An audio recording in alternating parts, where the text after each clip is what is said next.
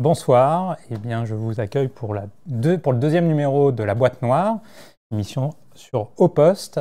Et ce soir, j'ai le grand plaisir d'accueillir une référence, enfin une de mes références en journalisme, Benoît Colomba, grand reporter, responsable des enquêtes à Radio France. Et on va échanger notamment sur une affaire que tu t'es, on va dire, coltiné depuis, j'ai calculé 22 ans, je crois. C'est ça. 22 ans, 2002. 2002-2024. 2002-2024, une affaire au cœur des zones d'ombre de la Ve République. Je veux parler de l'affaire Robert Boulin, du nom du ministre du Travail de la fin de la période de Giscard, et qui a été retrouvé mort entre le 29 octobre et dans la nuit du 29 au 30 octobre, ouais, dans un étang près de Rambouillet. Et, dans 50 cm d'eau. Tu peux peut-être présenter... Oui, c'est ça, c'est un ministre gaulliste historique très en vue à l'époque, hein, ça peut paraître ancien, 79, mais un gaulliste pur sucre qui a fait une belle résistance, qui était très estimé par tout le monde politique à l'époque, député maire de Libourne, et qui est passé par tous les principaux ministères, hein, 15 ans, c'était le record de la durée ministérielle, donc sous De Gaulle, sous Pompidou et sous Giscard. Et ce ministre très en vue, on parlait beaucoup de lui pour Matignon à l'époque, hein, pour remplacer, c'était Raymond Barre, qui était Premier ministre. Et voilà, le 30 octobre 79, on le retrouve donc dans 50 cm d'eau, officiellement un suicide. Officiellement un suicide, et depuis, je crois, 1983, la famille de Robert Boulin est convaincue du contraire, est convaincue que c'est un assassinat.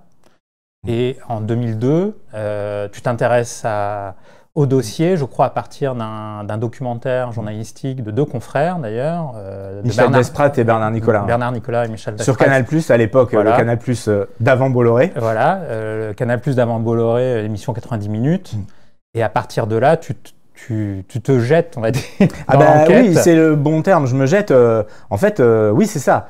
Je suis entré dans l'affaire Boulin. Enfin, je pense qu'on entre dans l'affaire Boulin comme dans un labyrinthe.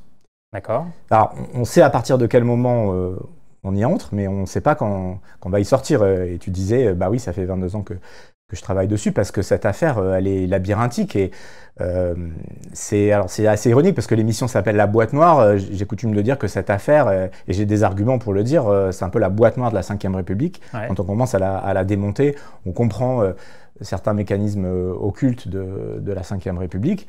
On va y revenir sans doute. Bien sûr. Mais elle a un côté aussi astre noir. Voilà, c'est-à-dire qu'elle attire, et bien sûr qu'elle m'attire pour plein de raisons depuis tant d'années. Mais en même temps, elle prend beaucoup de place dans ton esprit quand tu commences à justement essayer de comprendre ce qui se passe. Et c'est ça qui m'a passionné. Et comme tu l'as dit, oui, quand j'ai vu le très bon travail donc, de mes confrères Bernard Nicolas et Michel Desprats, donc dans 90 minutes, donc enquête sur l'affaire Boulin, le suicide était un crime. 2002, c'est une date importante parce que c'est le moment où l'affaire menace d'être engloutie judiciairement. Parce que dans les affaires criminelles, il y a 10 ans de prescription. Si au bout de 10 ans, après un non-lieu, il ne se passe rien, c'est terminé. Et là, on était là-dedans puisque le non-lieu a été rendu en 92. Et donc là, 92-2002. Et donc là, s'il n'y avait pas de nouveaux éléments, l'affaire n'était pas formellement rouverte. Elle le sera des années plus tard, mais elle était éteinte judiciairement. Et donc, j'ai vu ce documentaire, et là, j'ai eu envie d'entrer dans le labyrinthe, mais je ne savais pas que c'était un labyrinthe encore à ce moment-là. Et après, oui, de fil en aiguille, j'ai commencé à faire des enquêtes en format. Je me rappelle parce qu'à l'époque, ça a été toute une aventure. Donc, moi, je travaillais à la radio, c'était sur France Inter, et j'avais négocié 3 fois 3 minutes pour diffuser dans la matinale de France Inter. En radio, les reportages, c'est très court, ça excède rarement 1 minute 30. Et donc là, j'avais fait quasiment 15 minutes dans la matinale de France Inter, donc une enquête en 3 parties qu'on avait diffusée avec des nouveaux témoignages. Et après, voilà, c'était parti. 1 an plus tard, j'ai fait un format long de 45 minutes. Et puis après, j'ai eu l'envie de faire un livre. Oui, que tu as publié en 2007, Un homme à abattre. Voilà, c'est ça, parce que je me suis dit, maintenant, pour essayer de décortiquer, 500 pages, maintenant, il faut décortiquer cette affaire avec des mots. Et bon, il faut écrire un livre. Il n'existait pas, ce livre. Ouais. Voilà. Et après, donc ça c'était 2007. Et après j'ai continué à travailler. Régulièrement, j'ai fait des droits de suite. Voilà, avec des nouveaux témoignages. Il y a eu plusieurs demandes de réouverture du dossier par la fille du ministre, Robert Boulin, Fabienne Boulin, mais à chaque fois elle s'est heurtée à un mur. 2007, 2010, et puis en 2013, j'ai révélé un témoignage crucial. Ouais, qui est important. Alors je peux pas révéler son identité, mais c'est, tu connais ça, mais c'est un témoin qui est vraiment béton, si j'ose dire, quoi, parce que bon, dans cette affaire, il y a aussi beaucoup de mythomanes, de gens qui prétendent avoir des révélations et tout ça, mais là, c'est vraiment un témoin qui est digne de foi, qui n'a aucune raison d'entrer dans cette histoire où il y a que des coups à prendre.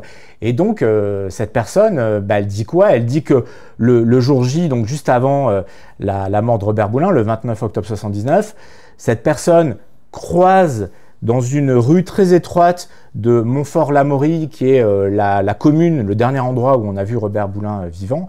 Et il dit qu'il voit Boulin dans sa voiture, une 307 Peugeot, sauf qu'il n'était pas seul. Il était encadré par deux malabar. Donc Boulin était côté passager. C'était un autre gars qui conduisait. Et à l'arrière, il y avait donc une autre personne. Et donc, et là, l'heure est très importante. On est autour de 17h30, 18h. Donc, c'est-à-dire, c'est 2 heures avant la mort clinique de Boulin. Et donc là, il n'est pas tout seul. Voilà. Donc il dit juste ça, mais cette info est très importante. Et 2 ans plus tard, c'est notamment sur la base de ce témoignage que l'avocate de la fille du ministre, Marie Dosé, réussira à faire ouvrir le dossier. Et puis voilà. Et puis pour finir, j'ai fait une enquête en bande dessinée, donc j'ai raconté ça aussi en bande dessinée. Et puis une enquête en télé, dans Envoyé spécial. Envoyé spécial en 2015, qui revient sur une bonne partie de ton enquête, avec aussi de nouveaux témoignages à l'époque.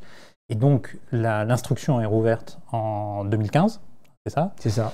Et là encore, tout récemment, en tout cas depuis 2 ans, il y a encore des nouveaux rebondissements, parce que notamment, il y a un nouveau témoignage qui est arrivé dans le dossier, dossier dont on pouvait peut-être imaginer qu'il allait peut-être encore une fois se refermer. Tu nous expliqueras.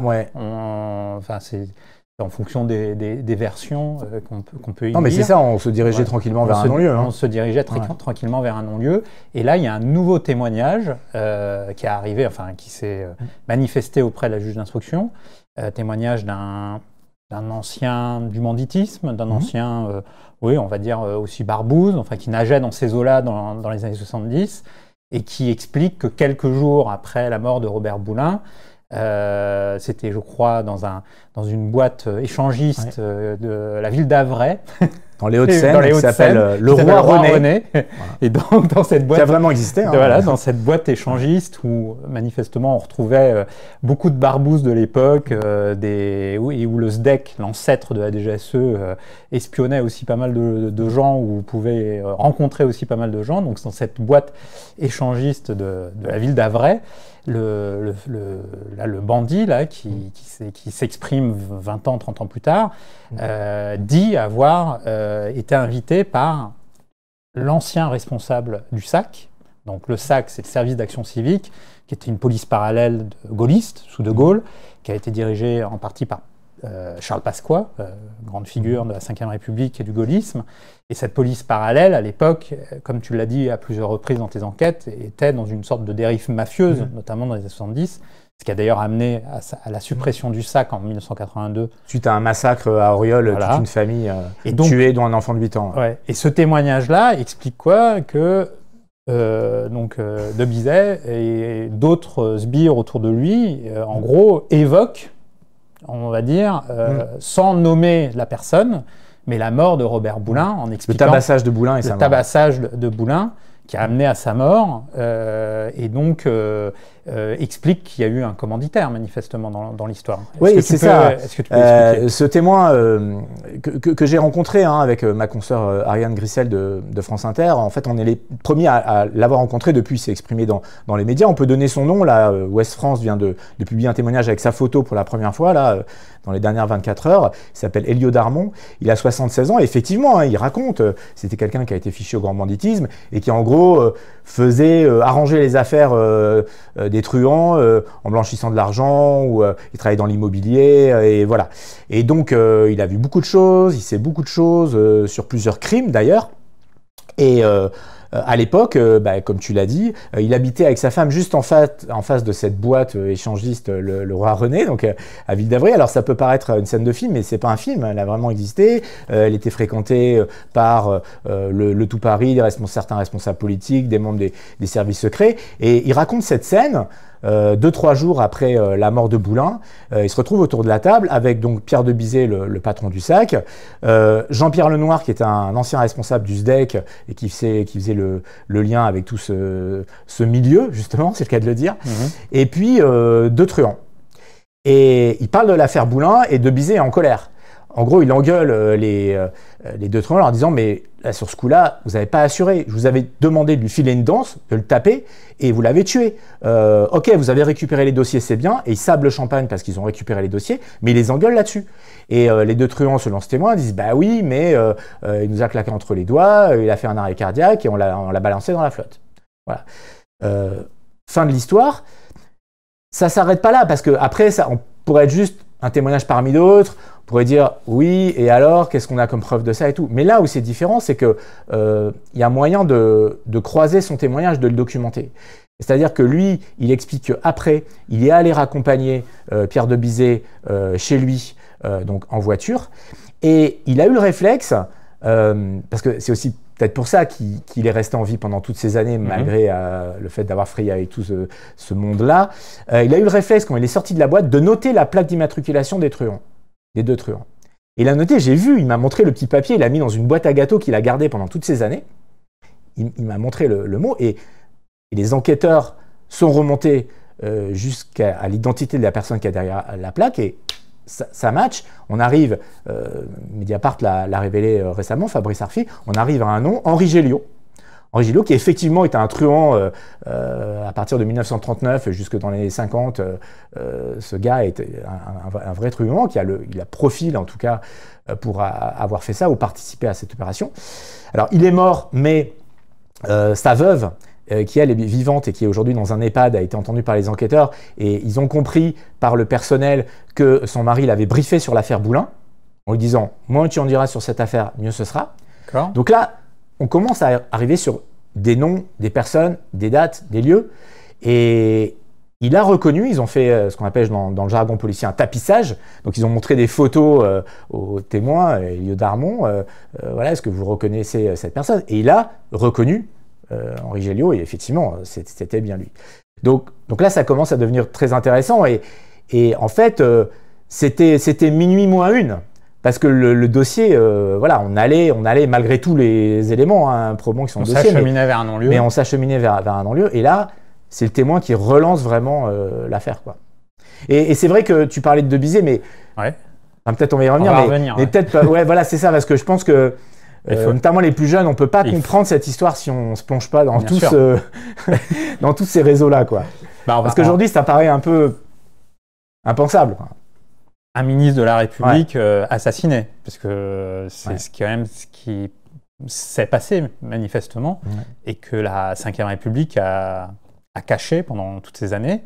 Donc justement, tu parlais de cette dame que son mari brief, de la peur également des gens, des témoignages. Il y a eu une vraie... Parce que tu parlais de boîte noire, de la Ve République, il y a eu une vraie chape de plomb sur ce dossier-là. Oui. Et il y a eu volonté de travestir la réalité, plus que de la cacher, même de la transformer.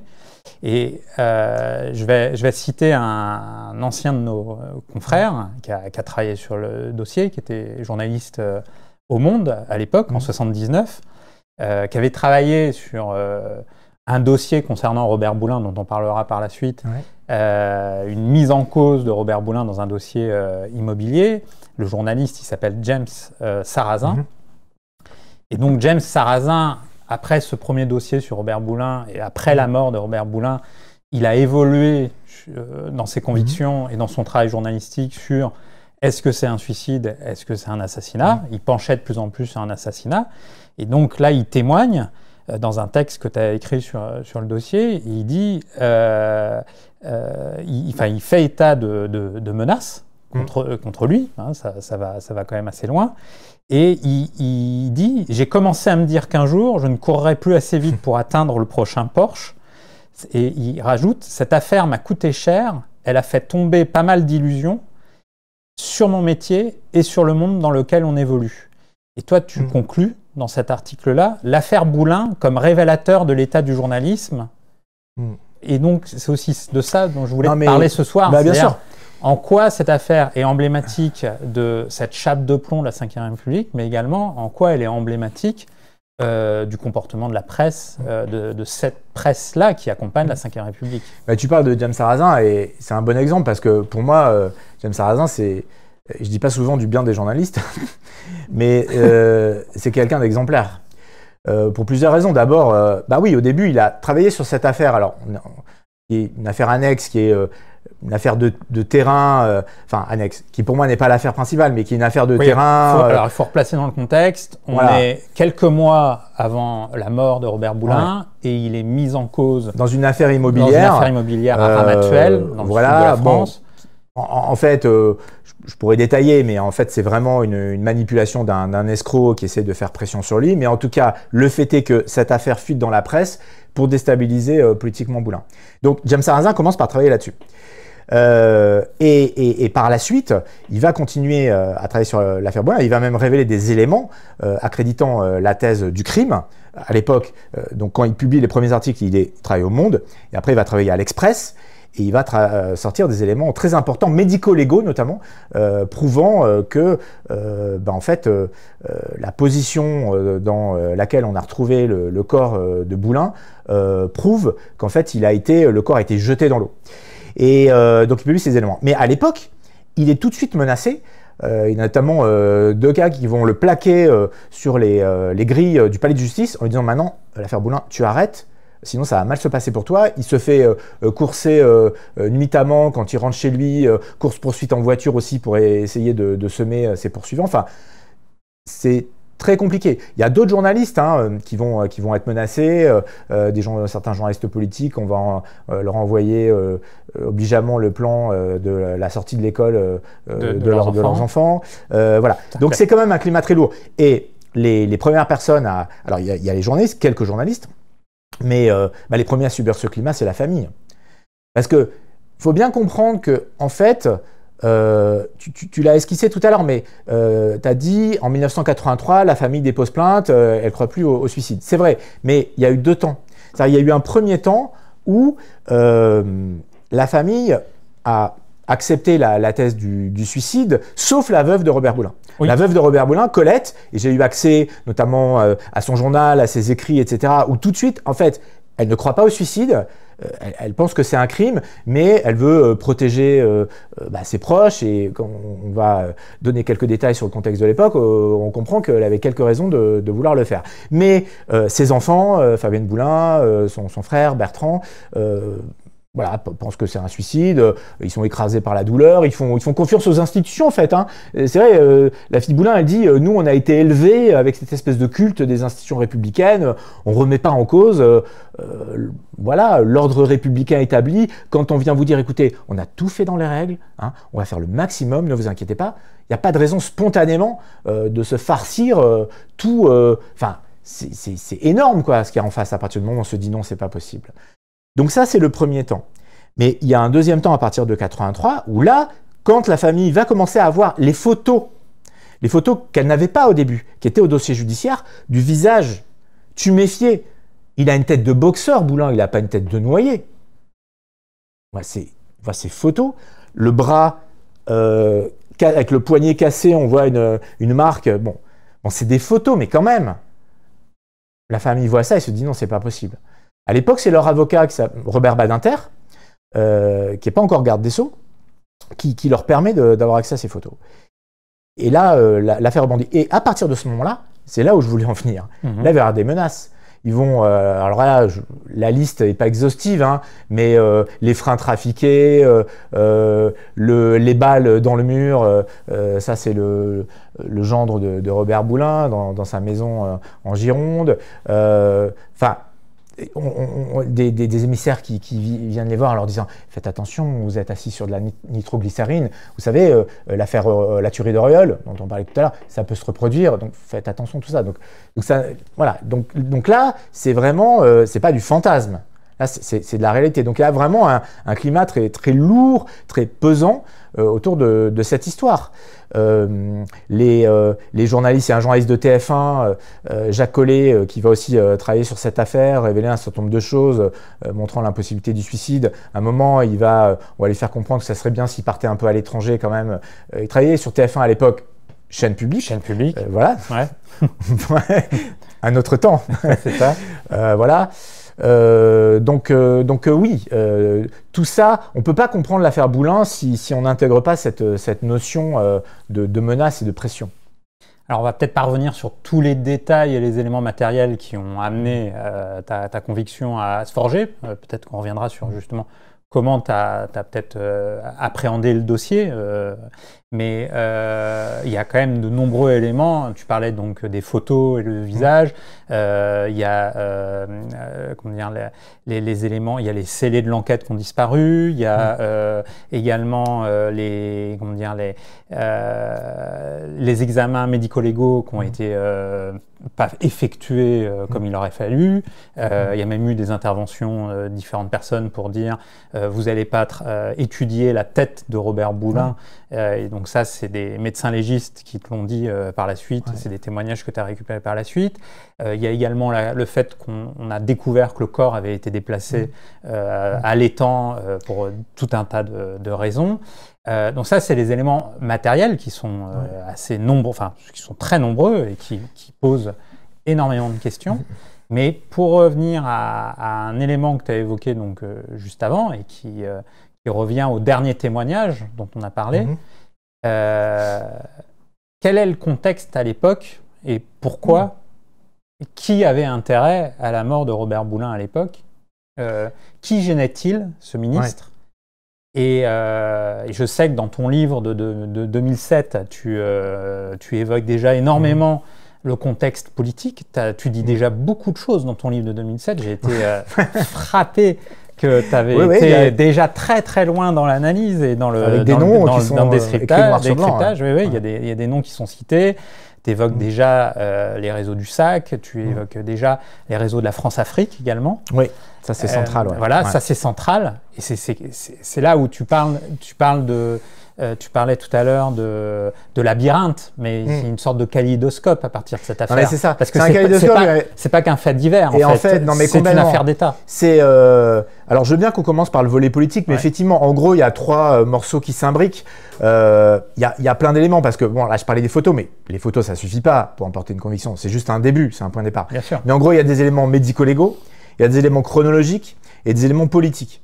Alors, si on parle sur la politique, et on pourra revenir sur le reste aussi, pour répondre à ta question, oui, le contexte est très important. Donc, je disais que Boulin était un gaulliste historique. Le contexte, à l'époque, c'est le contexte d'une guerre des droites. Donc, on a Giscard qui est à l'Élysée, on a Raymond Barre qui est Premier ministre, mais avant Raymond Barre, c'était un certain Jacques Chirac qui était Premier ministre, qui a claqué la porte de Matignon pour fonder le RPR en 1976. Et il faut bien comprendre pourquoi je parle de guerre des droites, c'est que la perspective, c'est la présidentielle de 81. Donc, Giscard veut être réélu et Chirac veut se présenter et veut accéder à l'Élysée également. Et donc, qu'est-ce qui se passe? En fait, entre Boulin et Chirac, enfin, les deux hommes ne s'apprécient pas du tout. C'est-à-dire que Boulin considère que, pour faire très court, que Chirac n'est pas un gaulliste. C'est un homme sans conviction, prêt à tout. Et donc, Boulin a été dans tous les gouvernements, comme je le disais, quasiment sous De Gaulle, Pompidou et Giscard, mais pas sous Chirac.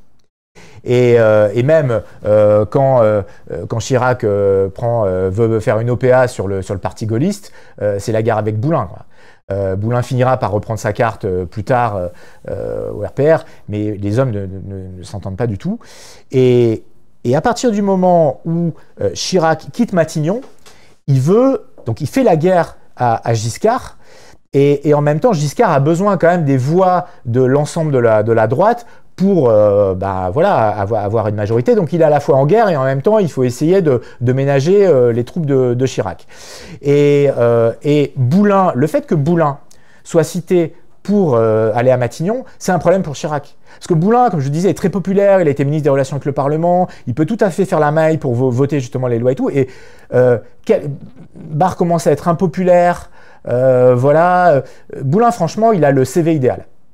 Voilà. Donc le fait de... Alors peut-être qu'il y a une instrumentalisation de Giscard. Giscard a vraiment pensé nommer Boulin à Matignon, ça j'ai plein de témoignages. Est-ce qu'il aurait fait finalement, je ne sais pas, on ne peut pas refaire le film, mais en tout cas, il a mis ce nom à l'avant, et du coup, ça a mis Boulin en danger, alors pas physiquement à ce moment-là, mais en danger politiquement. Et là, on en revient à l'histoire de l'affaire du terrain, enfin je mets affaire entre guillemets, parce que pour moi, il y a deux affaires, il y a la vraie affaire et la fausse affaire, quoi. L'affaire de Ramatuelle, c'est un peu un leurre, quoi. Quand on dit l'affaire Boulin, l'affaire de la Ramatuelle, ce terrain, la vraie affaire, c'est l'affaire de la mort de Boulin, pas l'affaire du terrain. En fait, l'affaire du terrain, c'est un escroc en riz tourné qui fraye dans les milieux gaullistes.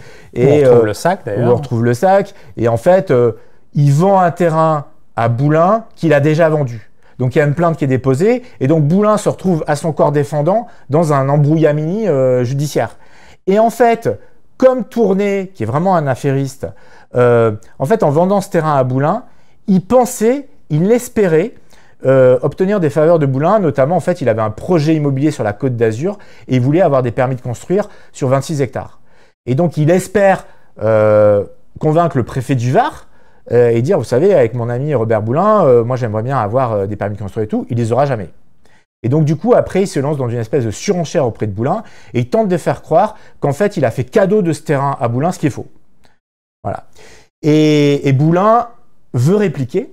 À partir du moment où cette affaire, alors, elle sort d'abord dans un article dans le journal Minute d'extrême droite, mais c'est surtout après dans le Canard enchaîné, où là, ouais, un article, Boulin a fait la belle boulette et tout, et voilà, il laisse entendre que oui, cette affaire n'est pas tout à fait claire, et peut-être quand même Boulin est pas blanc-bleu dans cette histoire.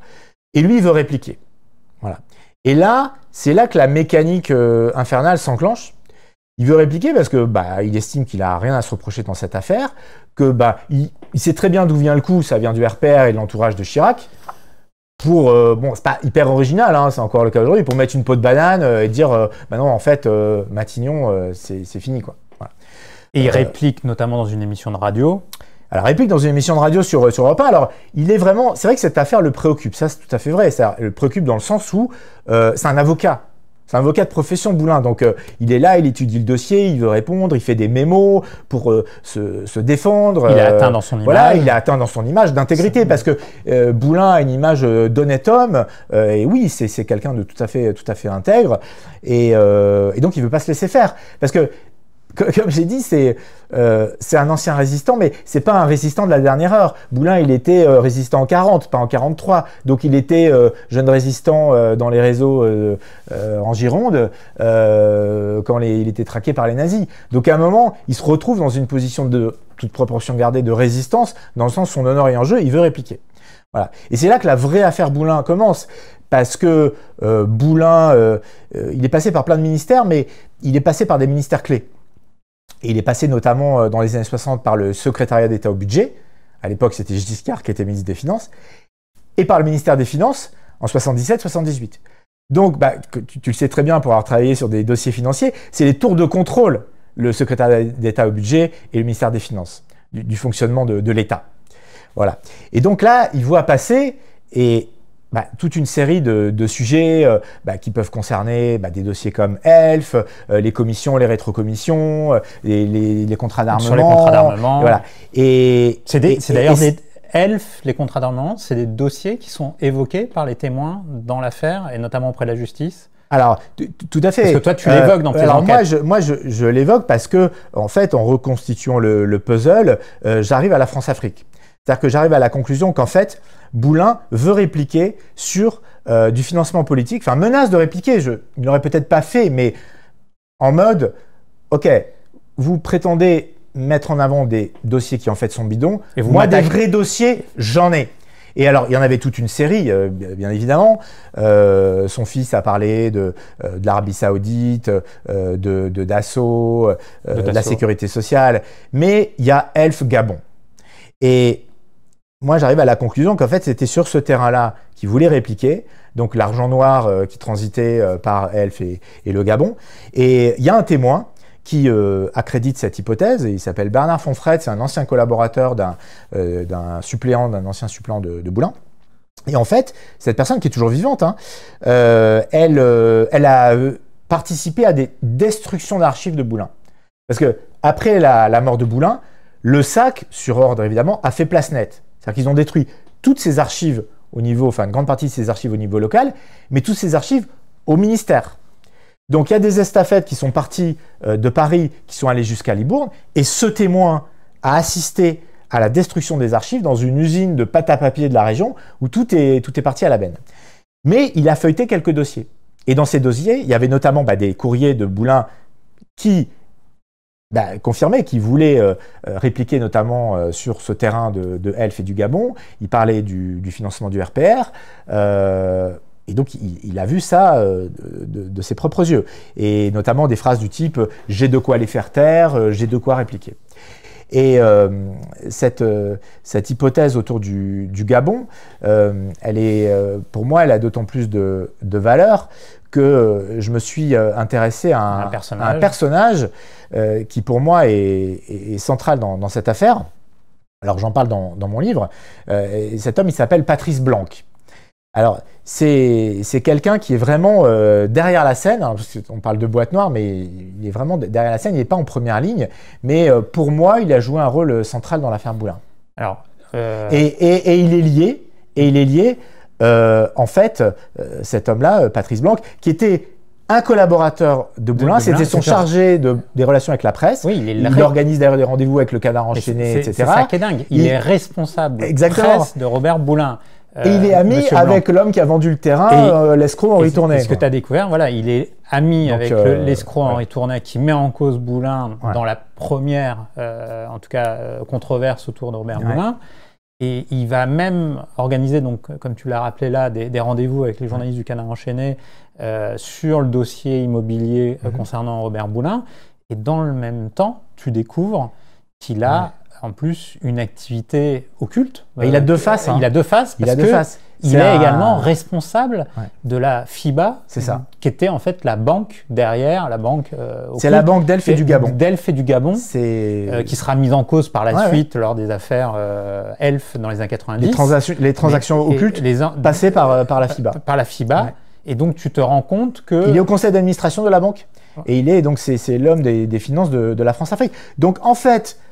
Boulin menaçait de dénoncer des intérêts qui étaient dans son propre entourage premier cercle.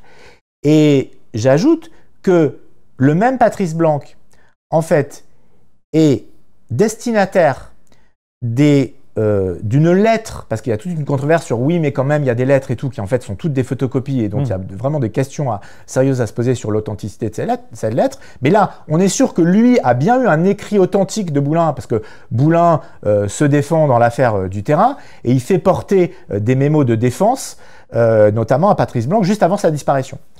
Et donc, il a été destinataire de cette lettre qui n'a jamais été retrouvée dans l'enquête. Alors là, on était sûr que c'était un écrit authentique de Boulin. Ce serait intéressant de voir qu'est-ce que c'était cette lettre par rapport à celle qui a été publiée. Et deuxièmement, il a eu une attitude très louche au moment de la disparition de Boulin. Parce que là, il faut parler de la chronologie. Boulin, comme tu l'as dit, disparaît dans la nuit du 29 au 30 octobre 79. Mais en fait, il se passe beaucoup de choses dans cette nuit. En fait, officiellement, son corps est retrouvé à 8h40 du matin. L'avis de recherche est lancé à 6h25. Donc à 6h25, dans la chaîne de l'État, on remonte dans le temps, il y a un avis recherché haute personnalité qui menace de se suicider. Parce que dans sa corbeille, on a retrouvé déchiré un mot « j'envisage de me suicider dans un étang où j'aimais faire du cheval il y a très longtemps ». Bon, donc là, il y a des recherches qui sont lancées. Sauf que, en fait, dès la veille, dès le 29 octobre, autour de 20h, il y a plusieurs personnes qui sont prévenus de sa mort.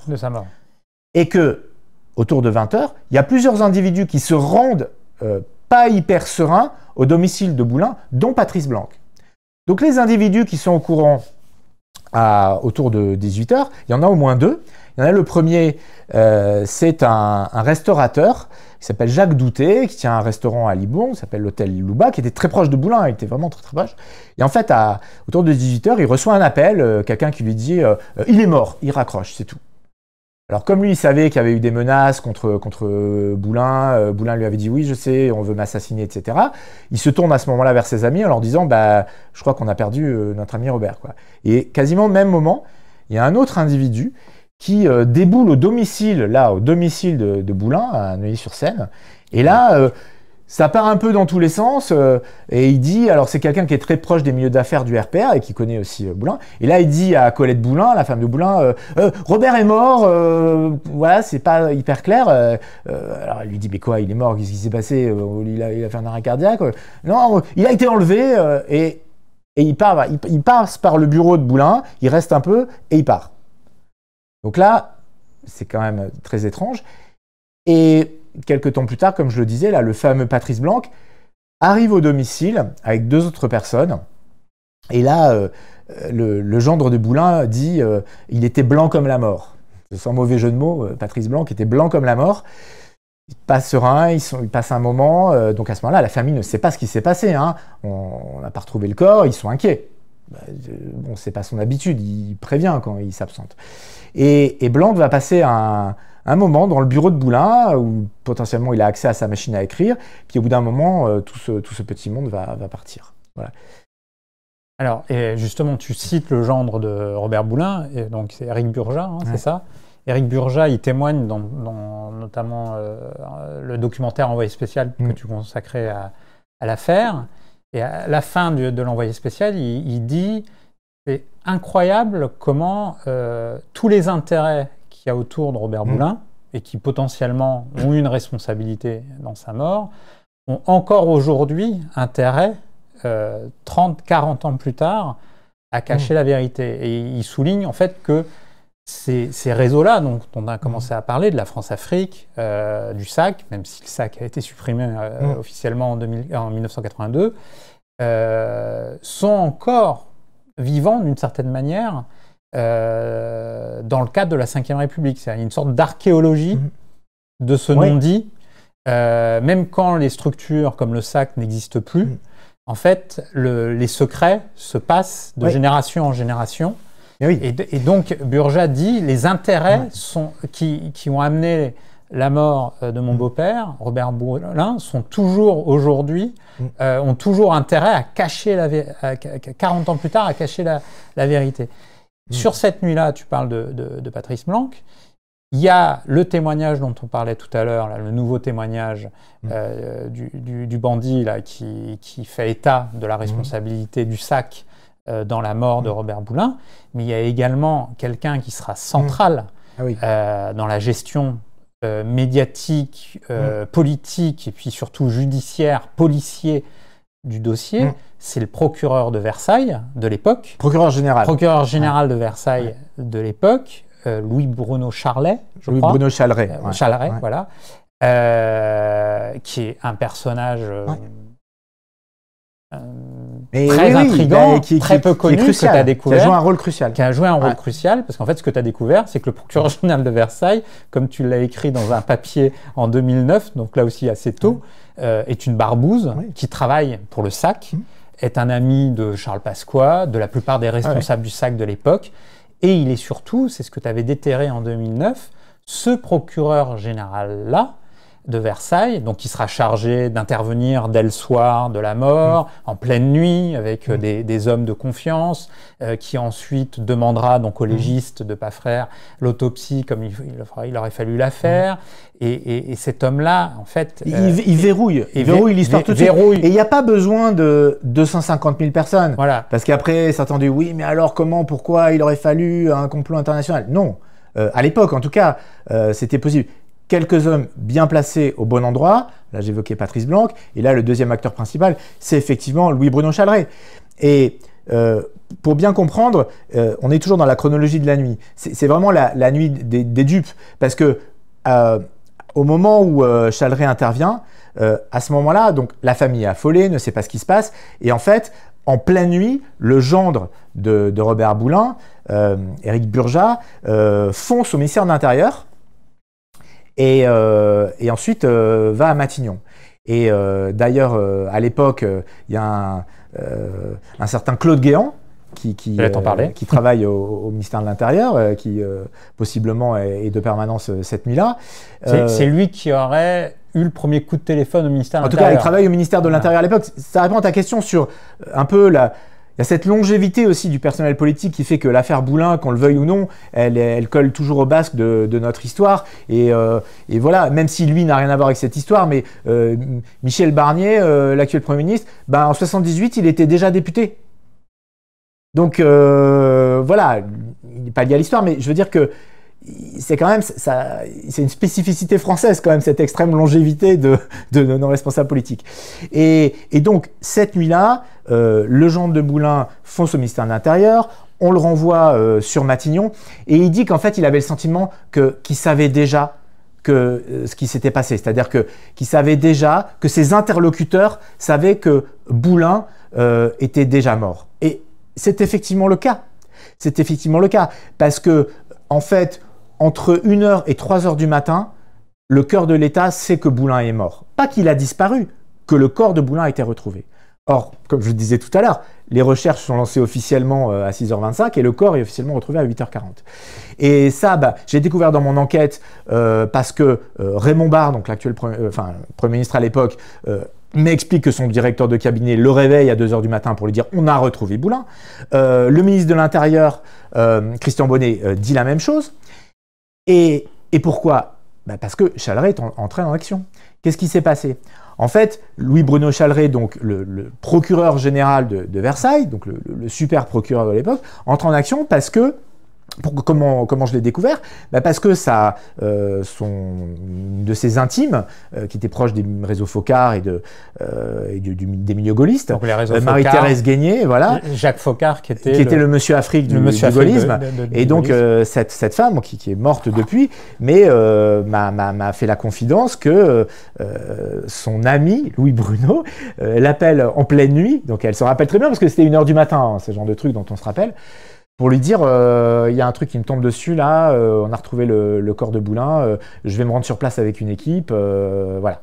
Et il lui dit qu'il prévient les ministères principaux par le réseau interministériel, le réseau téléphonique qu'on appelle, on n'était pas à l'heure d'internet à l'époque, mais on appelait le Régis, quoi, et en gros c'est une ligne rouge, quoi, pour prévenir les principaux ministères. Donc le cœur de l'État est prévenu autour de 1h, 2h du matin.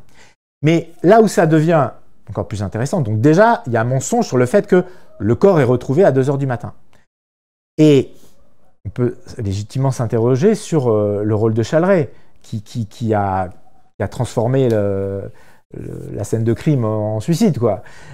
Parce que quelques jours après, il va expliquer à son ami que voilà, il a tout fait comme il fallait. Alors, cette femme, avec le sens de l'ellipse, m'a dit oui, Louis Bruno était l'homme qu'il fallait pour ce genre de choses. Voilà. Parce que, pourquoi ? Parce que, oui, c'est une barbouze. Mais ça, j'ai la preuve de ça. Parce que tu nous as apporté la photo d'ailleurs. Alors oui, il y a parce que en fait, Chalray c'est le fantôme de l'affaire Boulin. Oui, c'est ça. Parce que on le voit nulle part. On le connaît pas en fait. Et grâce à un photographe, j'ai pu montrer sa photo donc il est là. C'est une photo qui date de mémoire de janvier 1980. Et pourquoi c'est une barbouze judiciaire ? Parce que en fait, Chalray a joué un rôle éminent, notamment auprès du ministère de l'Intérieur. À l'époque, c'était Roger Frey qui était ministre de l'Intérieur pendant la guerre d'Algérie. Donc là, à ce moment-là, le service d'action civique, on y revient, était utilisé pour les basses besognes, notamment pour lutter contre l'OAS. Et là, on acceptait de se salir les mains, d'utiliser des truands pour faire le sale boulot, voilà. Et donc, Chalray était magistrat détaché auprès du ministère de l'Intérieur, donc déjà c'est quand même pas banal. Et l'histoire ne s'arrête pas là, en fait, à la fin des années 60, il fait libérer des truands. Et ça, on le sait parce que c'est voilà, un ancien flic voilà, de l'anti-gang qui en fait, avait placé des truands sur écoute. Et donc, dans le cadre de leur enquête. Et en fait, c'est en les mettant sur écoute, et donc j'ai le rapport avec les relevés d'écoute, ils s'aperçoivent qu'en fait, ils parlent de Chalray. Et qu'ils s'aperçoivent que Chalray fait libérer des truands. Et donc, il explique, il dit, en fait, on arrête des types qui sont libérés par Louis-Bruno Chalray, quoi, par la barbouze judiciaire. Voilà. Donc ça, c'est des écoutes qui datent de 1966. Et donc voilà, donc là, on comprend bien que c'est pas un simple magistrat, Chalray. Et donc c'est lui qui va donner les instructions. On n'examine pas la tête. Alors Boulin a pris des coups sur le visage. Il y a une deuxième autopsie qui prouvera qu'il y a des fractures au visage, et notamment des fractures de l'os propre du nez. Donc c'est un os très dur. Ouais. Tu peux pas te faire une fracture juste en tombant comme ça par terre. C'est un coup. Et la deuxième autopsie en 1983 établira que ce sont des fractures qui ont été faites du vivant de Robert Boulin. Voilà. Et en fait, la première autopsie qui a été faite en 79, elle prouve pas la noyade. En fait, on regarde pas si dans les poumons de Boulin, il y a de l'eau de l'étang, simplement. Mais voilà. Donc Chalray est vraiment quelqu'un de central dans cette histoire. Et la personne de Chalray, après, tu l'as suivi, tu as enquêté. Ouais. Mais il sera toujours protégé jusqu'à la fin de sa vie, quoi. Enfin, Oui, il va mourir d'un accident de voiture au début des années 90, voilà. Bon, voilà, oui. Mais son nom n'apparaît pas, avant que je m'intéresse, son nom n'apparaît pas dans l'affaire Boulin, en fait, à aucun moment. Et quand je reviens aux propos de James Sarrazin, le confrère du Monde, qui dit, en gros, ça m'a fait découvrir une autre réalité de la vie politique, une autre réalité de la Ve République. Est-ce que toi, sur d'autres enquêtes, tu as pu voir des personnages aussi intrigants qu'un Chalray dans la magistrature? En gros, c'est un cas, franchement, c'est un cas à part. À ce niveau-là, est-ce que à travers cette histoire-là du SAC, des réseaux de la France-Afrique, des réseaux d'influence qui peuvent même exister dans la magistrature, est-ce que tu as retrouvé, peut-être pas à ce point-là, mais est-ce que tu as parfois retrouvé des liens entre haute magistrature, grand banditisme, service secret et vie politique française?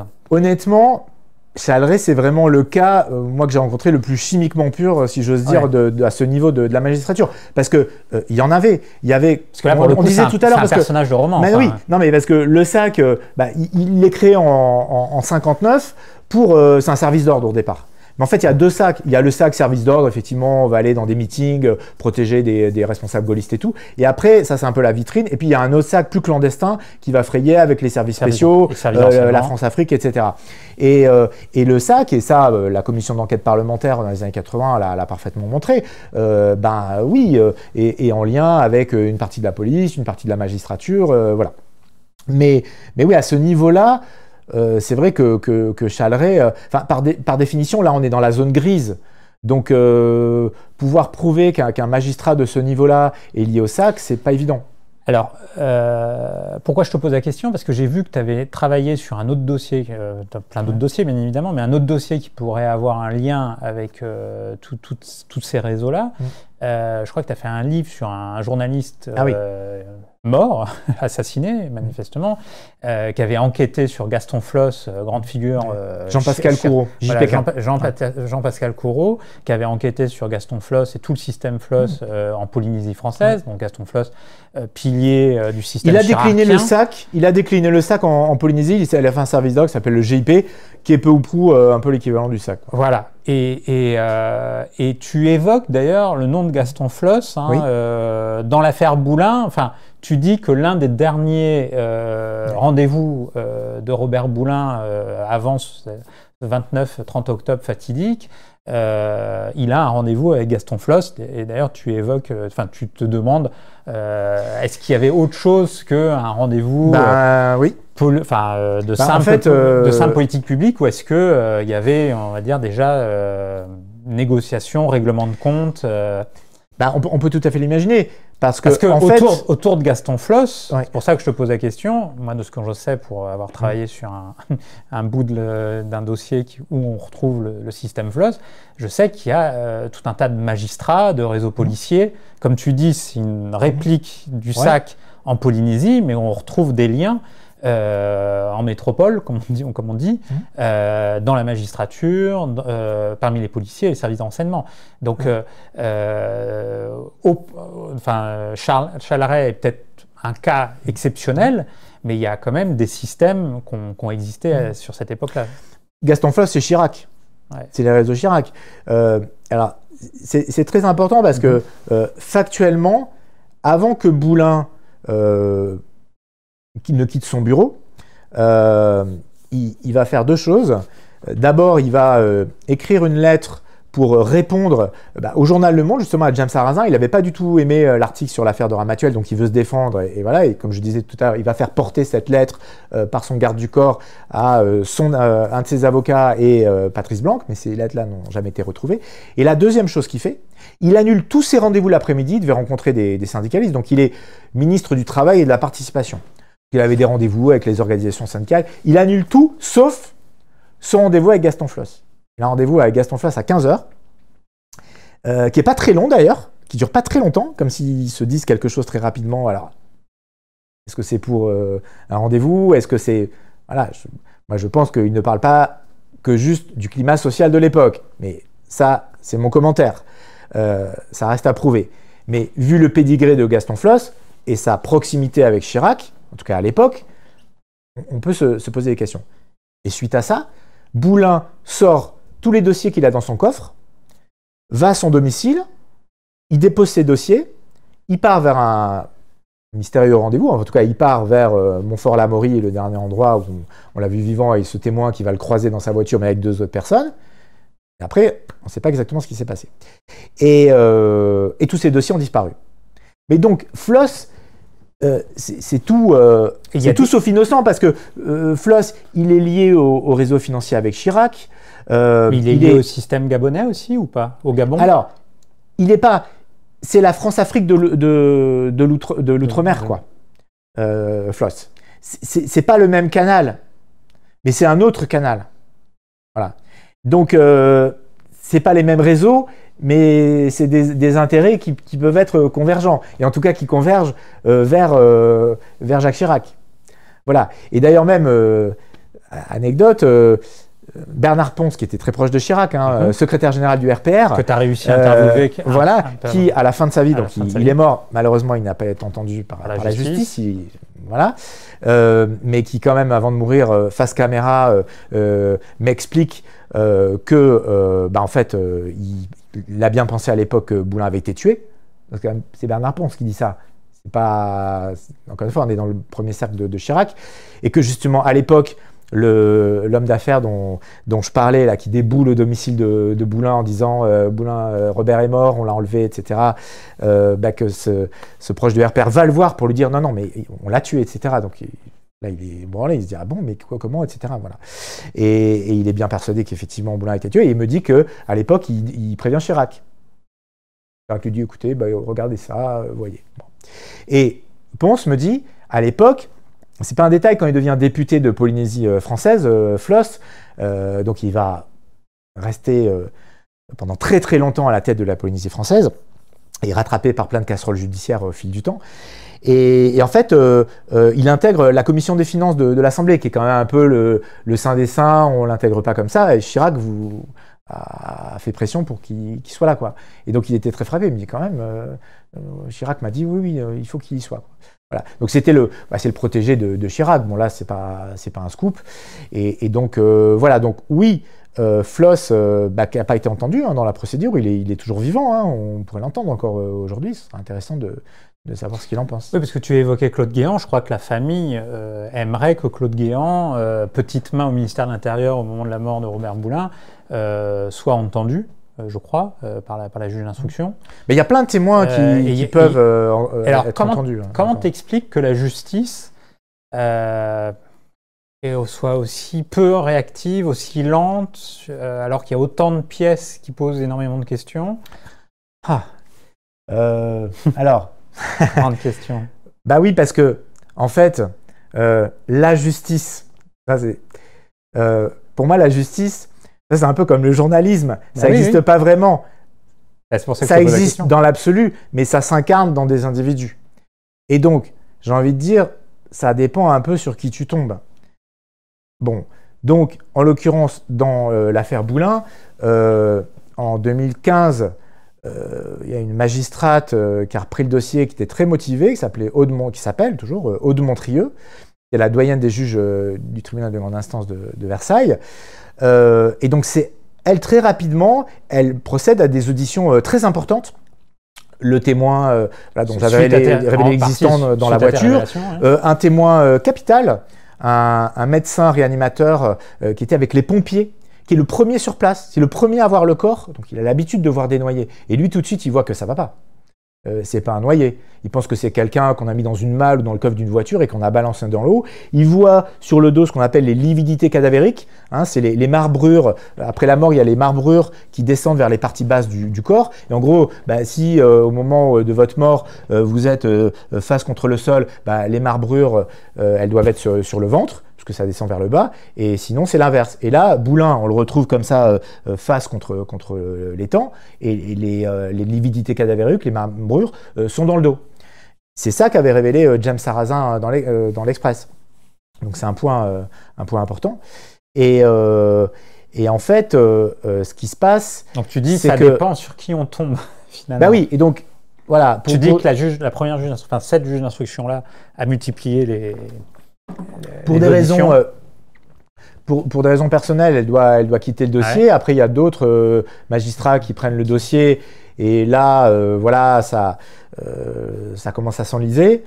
Et puis là, il y a une nouvelle magistrat qui a repris le dossier depuis quelques mois, Joël Naon, et qui donc là a entendu ce fameux nouveau témoin. Donc on va voir comment ça se passe. Mais c'est vrai que depuis le début, il y a quand même une grande inertie dans ce dossier, quoi. Surtout que, je me rappelle, j'ai un peu l'impression de faire la liste de nécrologie là, des témoins, mais il se trouve que, vu les états de service des personnes, que des acteurs et des témoins de cette histoire, beaucoup sont morts aujourd'hui. Ouais. Mais avant qu'ils meurent, en 2002, j'avais interviewé Olivier Guichard, qui était un des derniers dinosaures, un des derniers barons du gaullisme, comme on disait. Et lui, au micro, il me disait « Non, mais bien sûr que Boulin ne s'est pas suicidé, il a été tué. » Donc il me lâche un truc énorme dans mon micro, Olivier Guichard, un des derniers là, des gaullistes encore vivants.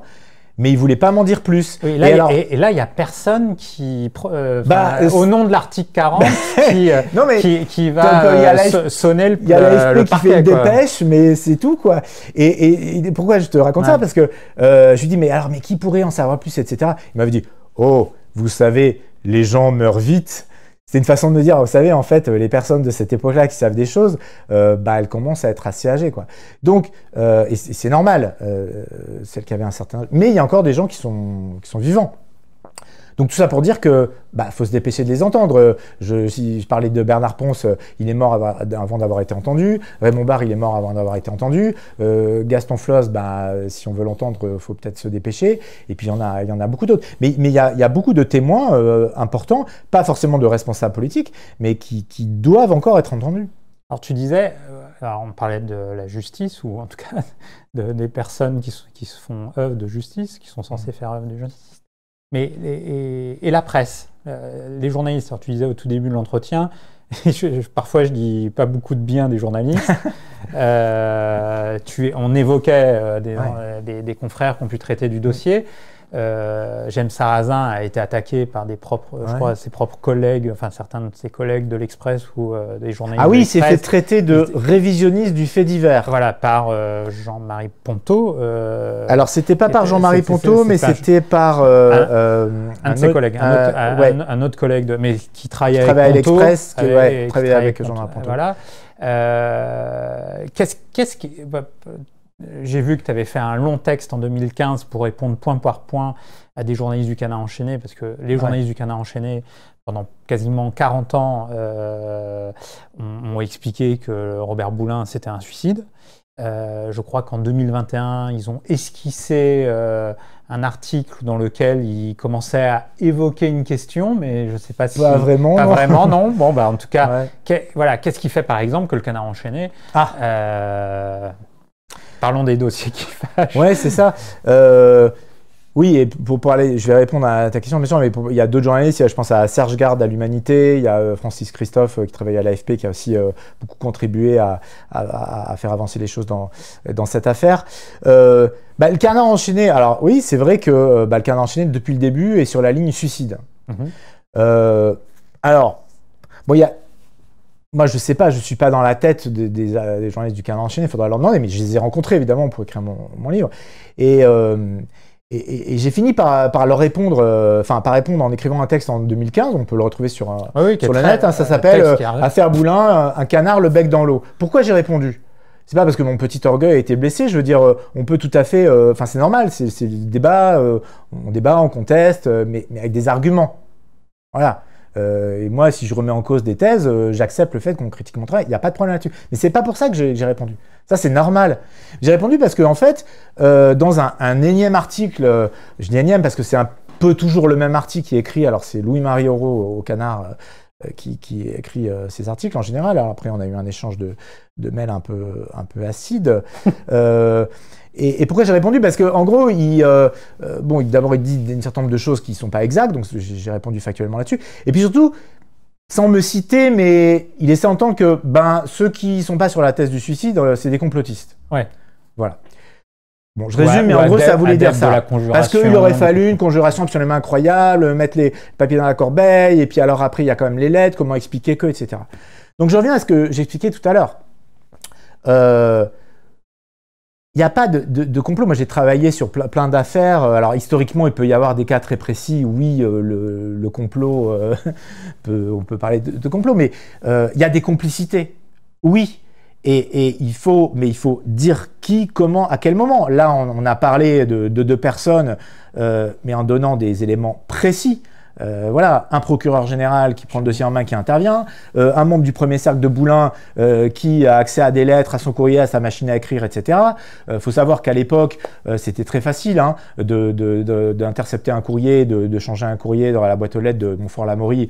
Le patron des RG des Yvelines était membre du SAC aussi, Michel Ferrand. C'est des gars du SAC de l'époque qui me l'expliquent aussi.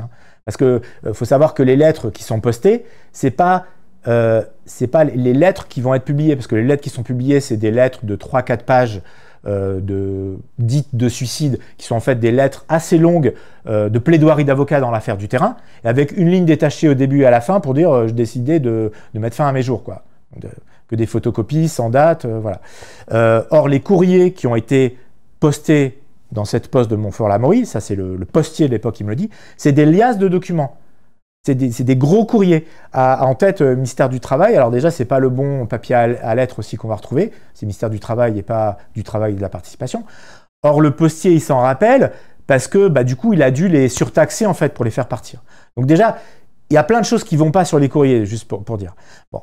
Mais donc, c'est cette idée de dire oui, mais alors, si c'est pas un suicide, c'est forcément un grand complot, etc. Non, en fait. Sans prendre en compte les autres arguments factuels, médico-légaux ou autres, qui infirment l'hypothèse du suicide. Donc, j'ai répondu. Le Canard, il faut savoir que, en fait, à l'époque, on l'a dit, l'affaire du terrain, elle sort dans le Canard. C'est un article qui est signé par Claude Roire, que j'ai rencontré, et par une personne qui s'appelle Roland Jacquard, qui par la suite aura une grande carrière de spécialiste en terrorisme, carrière un peu controversée. Et Roland Jacquard, qui signe sous un pseudo à l'époque, dans le Canard enchaîné, Roland Laurent. Voilà. Et donc il y a cette affaire qui sort, et donc en fait le Canard c'est quand même une manip politique quand même, comme je le disais tout à l'heure, et donc bon, c'est pas hyper glorieux de la part du Canard de sortir cette affaire qui est pas le fond de l'histoire, quoi. Voilà. Donc ça, c'est le premier élément. Et après, le deuxième élément, moi encore une fois, je pense que Louis-Marie Aurault, lui, s'en défend dans l'échange qu'on a eu, mais ils ont pas contre-enquêté sur la mort de Boulin en fait depuis les années 80. Donc Donc voilà, donc c'est ça. Donc après, voilà, pourquoi ils restent sur cette position? Bah, je sais pas. Ils ont peut-être pas envie de se déjuger. Mais j'ai pas. Enfin, c'est dur de répondre à leur place. Mais c'est un fait que ben, ils ont jamais voulu sortir de cette position que moi je trouve dogmatique. Et au-delà du Canard enchaîné, bon, tu as fait ton travail, on a cité Bernard Nicolas, Michel Desprax, Canal+, en télé. C'est aussi une affaire qui était censée être une affaire classée, cold case, comme on dit. C'est aussi difficile pour la presse de revenir sur une histoire qui est liée à l'histoire, finalement. Enfin, c'est revenir 40 ans en arrière, quoi. Donc, comment, quand tu es journaliste, tu enquêtes sur un dossier aussi lointain, notamment il faut du temps pour récupérer les témoignages, pour les trouver, pour arriver, ce que tu disais au début, à démêler le faux du vrai, des affabulateurs, justement de vrais témoignages crédibles. Ça t'a pris combien de temps pour... on a parlé de 22 ans d'enquête, mais concrètement, tu as pu le faire aussi en prenant du temps personnel sur le côté? Oui, clairement. Non, mais je l'ai fait en plus de mon travail, parce qu'à un moment, c'est pour ça que je reviens sur l'histoire de Labyrinthe, mais j'ai pu le faire dans le cadre de mon travail, mais parce que j'ai pu diffuser des choses à la radio, etc. Mais après, clairement, je l'ai fait en plus de mon travail à côté, écrire des livres, tu fais ça à côté. Mais après, ça c'est un choix, et puis voilà, qui m'est personnel. Mais après, oui, ça prend du temps. De toute façon, c'est la clé de tout, le temps. Alors, souvent, les gens me disent « Ouais, mais alors, il y a un nouveau témoin. Les témoins, ils te tombent pas tout cru dans le bec, en fait. » Non, justement. Non, mais c'est ça. « Oui, mais alors, comment expliquer que machin sort du silence tout d'un coup ?» Alors, d'abord, machin, il sort pas du silence tout d'un coup. D'abord, pourquoi il n'a pas parlé avant? Alors d'abord, la première réponse, c'est de dire, il n'a pas parlé en fait parce qu'on n'a pas cherché à l'entendre. C'est-à-dire que typiquement, je prends l'exemple du médecin réanimateur des pompiers, qui est un témoin capital, parce que lui, voilà, c'est un homme de l'art, il sait ce que c'est qu'un noyé, c'est un médecin, et il sait ce que c'est qu'un corps, que des lividités cadavériques, que la position d'un corps, etc. Bon, lui, il n'a jamais été entendu, on n'a pas essayé de le retrouver à l'époque, dans l'enquête. Bon. Deuxièmement, les gens, on a parlé du climat, spontanément, ils ne vont pas forcément... comme je disais tout à l'heure, il n'y a que des coups à prendre dans cette histoire. Elle est témoignée dans l'affaire Boulin. Mais un journaliste quel intérêt tu as à faire ça? Et d'ailleurs, au moment où je te parle, je suis en lien avec des témoins, mais qui parfois même que je suis allé voir, etc., et qui au dernier moment, n'ont pas accepté de me parler. Des témoins tout à fait crédibles. Donc, ça prend du temps. Et voilà. Donc, il n'y a pas d'autre solution. Mais moi, j'ai pas les moyens de la justice non plus, quoi. J'ai pas les moyens de faire des commissions rogatoires, j'ai pas les moyens de... Mais malgré ça, on arrive à trouver les choses. Parfois, alors tu vois, l'histoire des... Parfois, la vérité, elle arrive par des chemins détournés. L'histoire des horaires, par exemple. Le corps retrouvé à 2h du matin. Avant que j'arrive à Challeray, comment j'arrive à cette histoire? Je vais voir un ancien collaborateur de Boulin qui s'appelle Jean-Jacques Dupérou. Bon, le type, on parle... Finalement, il accepte de me recevoir, mais il ne veut pas me parler. Bon, il n'a pas de révélation fracassante à faire, mais il ne veut pas me parler dans le cadre de mon livre. Il me dit, je me souviens de l'expression, il me dit « j'ai tiré un rideau sur cette affaire ». Voilà. Bon, alors je pars de chez lui, je commence à prendre l'ascenseur, les escaliers, je ne sais plus, mais je me rappelle, et je suis en train de partir, et le gars me rappelle, me dit « attendez, mais vous savez, vous devriez regarder, l'ancien collaborateur de Boulin, son directeur de cabinet, Yann Gaillard, m'avait dit qu'il écrirait un livre un jour là-dessus. Vous devriez regarder dans le livre. » Ah bon, ok, merci, au revoir. Et alors effectivement, il y a bien un livre qui a été écrit par l'ancien directeur de cabinet de Yann Gaillard, un bouquin qui s'appelle « Adieu Colbert ». Et il raconte son expérience politique et tout, et il raconte ses années Boulin aussi. Et dedans, il y a une pépite. Dans le bouquin, que personne n'avait vu, il raconte l'histoire de la nuit. Il raconte qu'à 2h du matin, il se retrouve dans le bureau du directeur de cabinet de Raymond Barre, Philippe Mestre. On cherche Boulin. Boulin a disparu.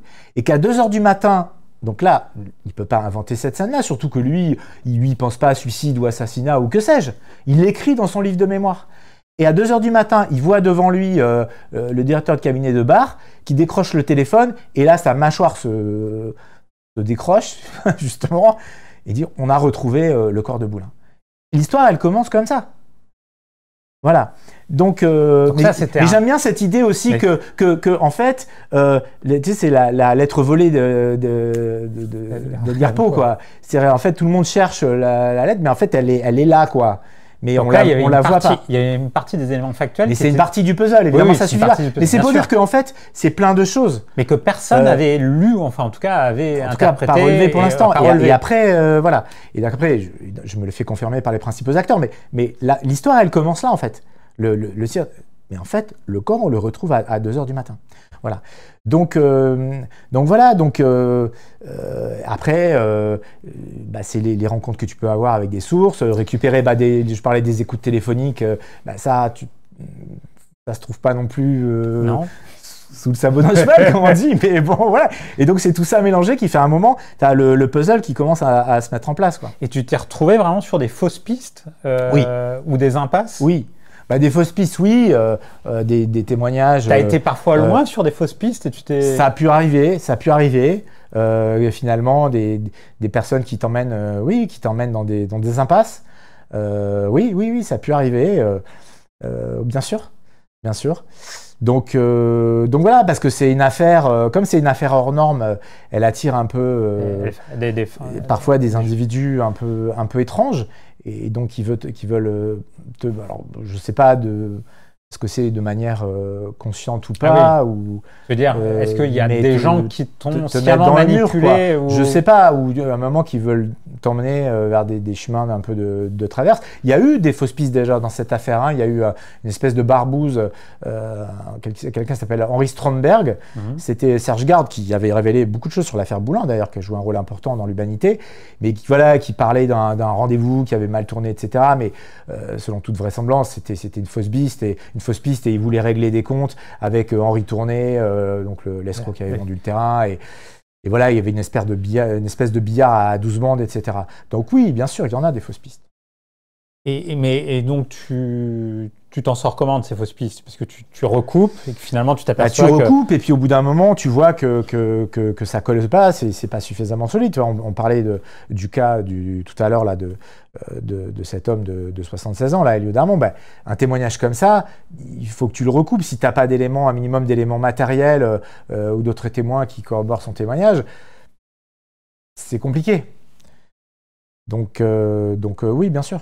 Maintenant, on est arrivé à une certaine conviction sur la mort de Robert Boulin, hein, avec tous les éléments qui ont été ajoutés, tous les éléments du puzzle, pour reprendre ton terme. Mais quand tu sors ton livre en 2007, ton livre est assez costaud quand même dans les éléments factuels que tu relèves. À l'époque, la réception du livre, quelle est-elle? À l'époque, elle est plutôt bonne. Le souvenir, alors moi, c'était mon premier livre, que j'écrivais, donc je n'avais pas trop l'habitude encore, mais je me souviens quand même d'une bonne couverture médiatique. Je me souviens, j'avais même été invité dans une émission de Ruquier à l'époque, là, en fin d'après-midi. C'est une espèce de truc un peu où on mélange des sujets divers et variés, là. Mais et la couverture avait été plutôt bonne.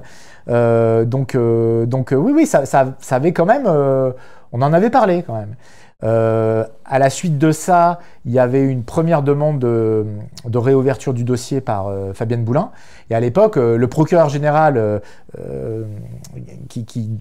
la décision dépend de lui en fait, hein, de la cour d'appel, c'était Laurent Lemel, qui était un ancien collaborateur de Jacques Chirac. Donc ça n'a pas fonctionné. Et voilà. Mais non, il y a un autre truc qui me revient là sur...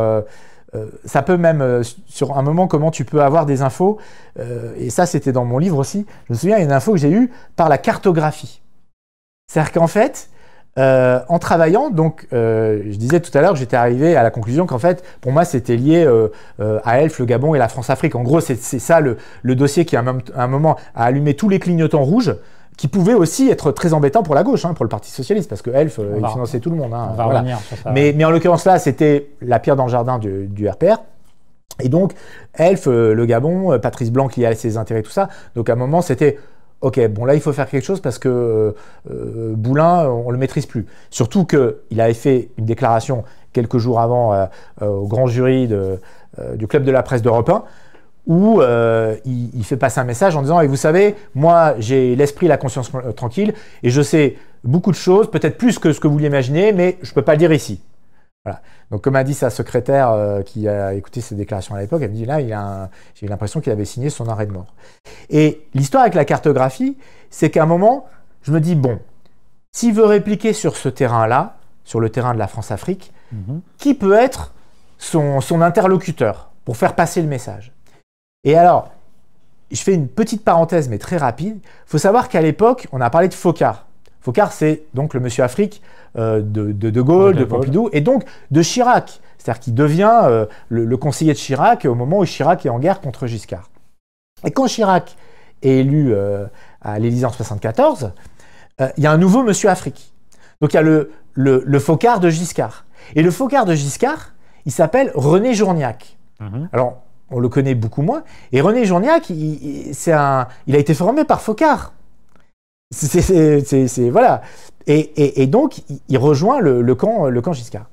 Et en fait, il se trouve que la maison de René Journiac, je découvre en faisant justement la cartographie de la zone, elle est située dans une commune juste à côté de l'endroit où on a retrouvé le corps de Boulin. Une commune qui s'appelle Gambézeuil. Ouais. Alors j'ai fait un petit plan là pour voir le truc. Donc en fait là il y a trois cercles. Donc ça c'est l'endroit, le premier cercle, Montfort-l'Amaury, c'est le dernier endroit où Boulin a été vu vivant. Donc l'endroit où le fameux témoin le voit avec deux gorilles de type balèze qui l'encadrent.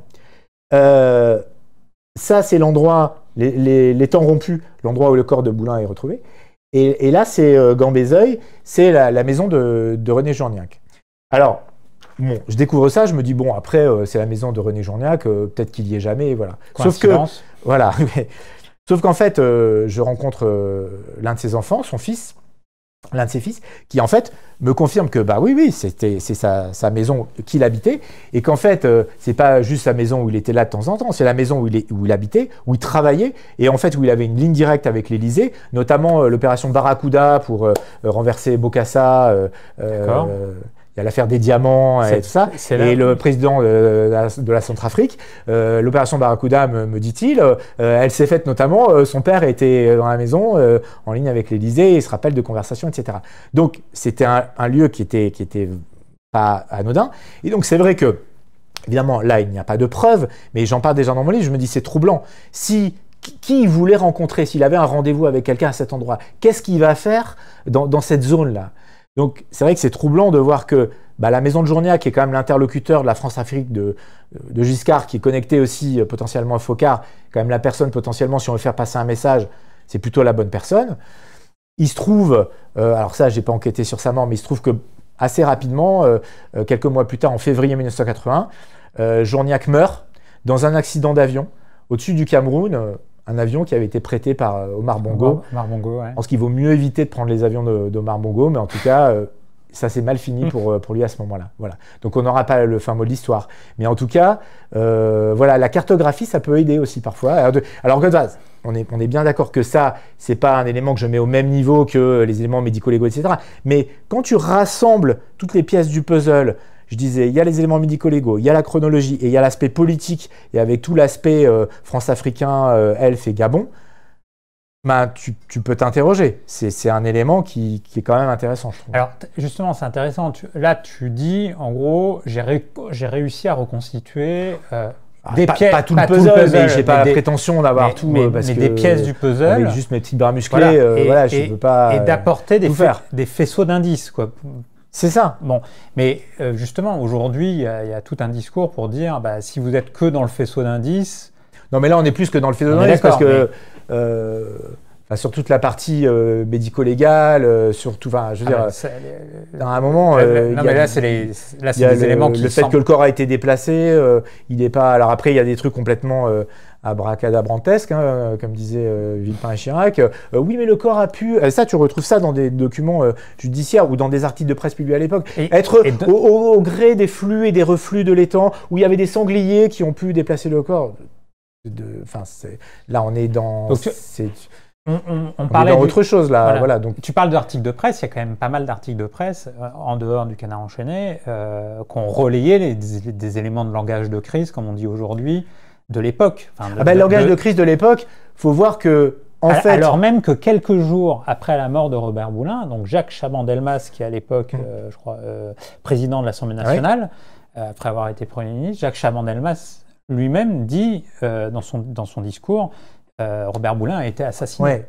Oui, en fait, Chaban-Delmas, donc qui était le maire de Bordeaux, très proche de Boulin et à l'époque président de l'Assemblée nationale, n'a pas cru au suicide. Il était destinataire d'une de ces fameuses lettres et les témoins m'ont raconté quand il l'a reçu. Il a dit non, mais ça c'est n'importe quoi. En fait, Chaban-Delmas, effectivement, fait une déclaration un peu solennelle à la tribune de l'Assemblée en disant, il parle de cet assassinat. Alors certains disent oui, mais cet assassinat moral.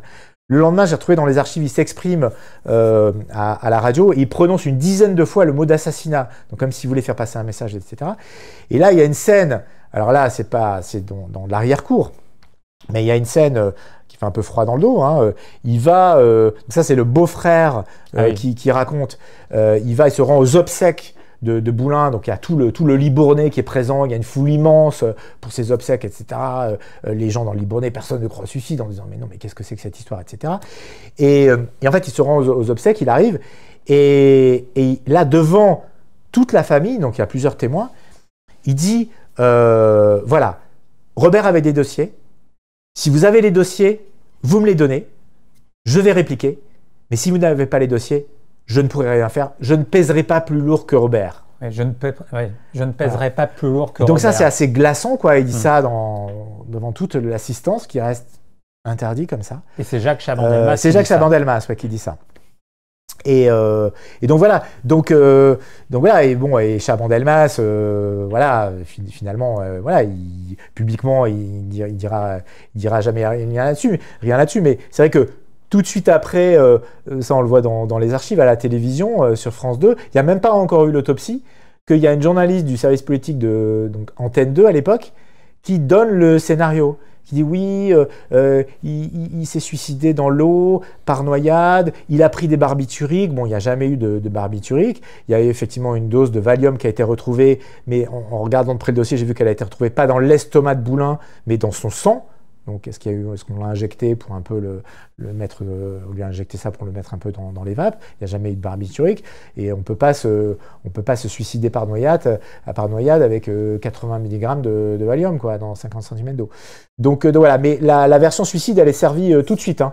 Elle est servie tout de suite à la télévision, pas par la personne qui suit les questions de police et de justice, mais par la journaliste politique. Donc voilà. Et ça va colorer, ça va teinter cette histoire, y compris médiatiquement, pendant un long moment. Donc là, on retrouve ce que tu nous disais sur la justice. Il y a des différents individus qui font le cadrage de l'événement. Ouais, mais après, moi, je pense que, comment dire, ce que je veux dire, c'est que ça repose sur quelques personnes. Ouais, c'est ça. Mais après, sur une histoire comme ça, pour répondre au canard en disant oui, mais après il faut imaginer un truc incroyable. Non, il faut, oui, quelques personnes, on les a citées, bien placées au départ pour cadrer les choses, comme tu dis, ou plutôt les recadrer. Mais après, ça glisse. Je veux dire, une fois que tu as dit, tu n'examines pas le corps, une fois que tu as fait détruire, parce que les scellés, ils ont été détruits, pour éventuellement refaire des expertises avec les fragments de poumons pour voir s'il y avait de l'eau dans les poumons, ça a été détruit illégalement, malgré les recherches de la famille. Ils ont déposé une plainte pour destruction de preuves, mais ça n'a rien donné. Les flacons de sang, ils ont également été détruits, on a fracturé le frigo de l'endroit où le flacon se trouvait.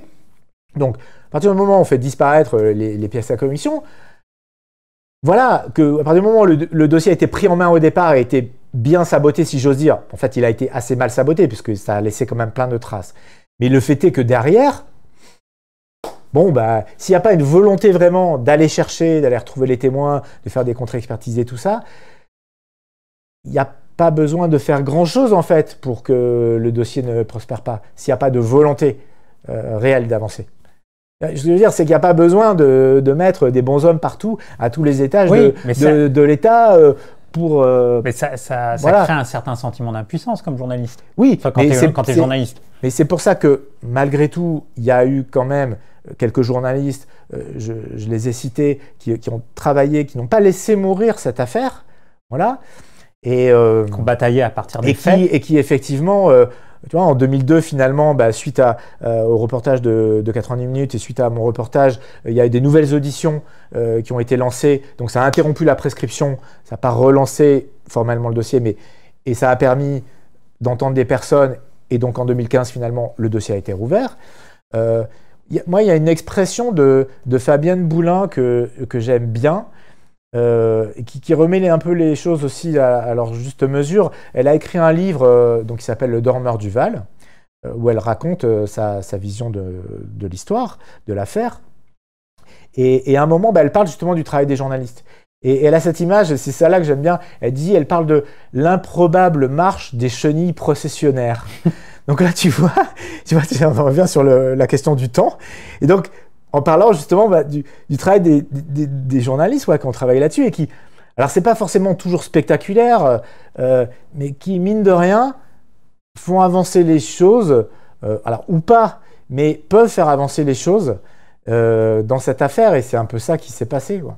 Dans un portrait du Monde qui t'est consacré, tu dis toi-même, je crois, que tu te présentes comme un moine copiste de l'enquête. Alors, c'est pas moi qui me présente comme ça, parce que c'est effectivement un de mes confrères qui est cité dans l'article. Oui, parce que là... Qui se voulait ironique Non, je pense pas. Je pense non, ça se voulait pas ironique, mais mais je le prends comme un compliment dans le sens, je pense que la personne qui est citée dans l'article mais bon, je suis pas le seul comme ça. Je pense qu'on est tous plus ou moins fait comme ça. C'est que, à un moment, quand tu commences à tirer le fil d'un truc, t'aimes bien. Tu restes Je reviens sur l'histoire labyrinthique. Tu connais ça, c'est qu'à un moment, c'est comme ça. Tu tires le fil et tu as envie d'aller au bout du fil. Et voilà, bon, c'est. Donc c'est un confrère qui me présente comme un moine.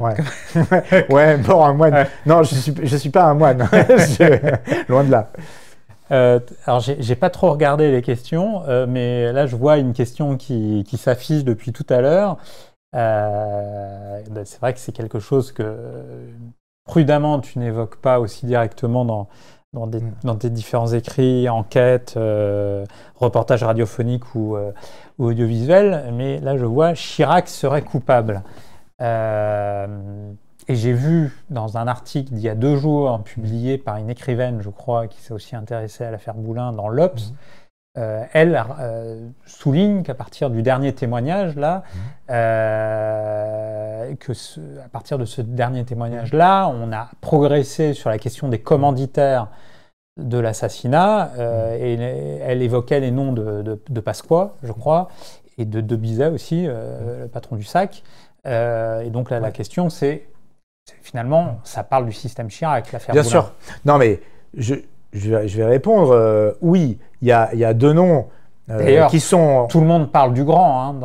Oui, c'est ça, oui, on l'a pas évoqué, mais il y a 2 noms qui sont vraiment indissociables de cette histoire. C'est Jacques Chirac et Charles Pasqua.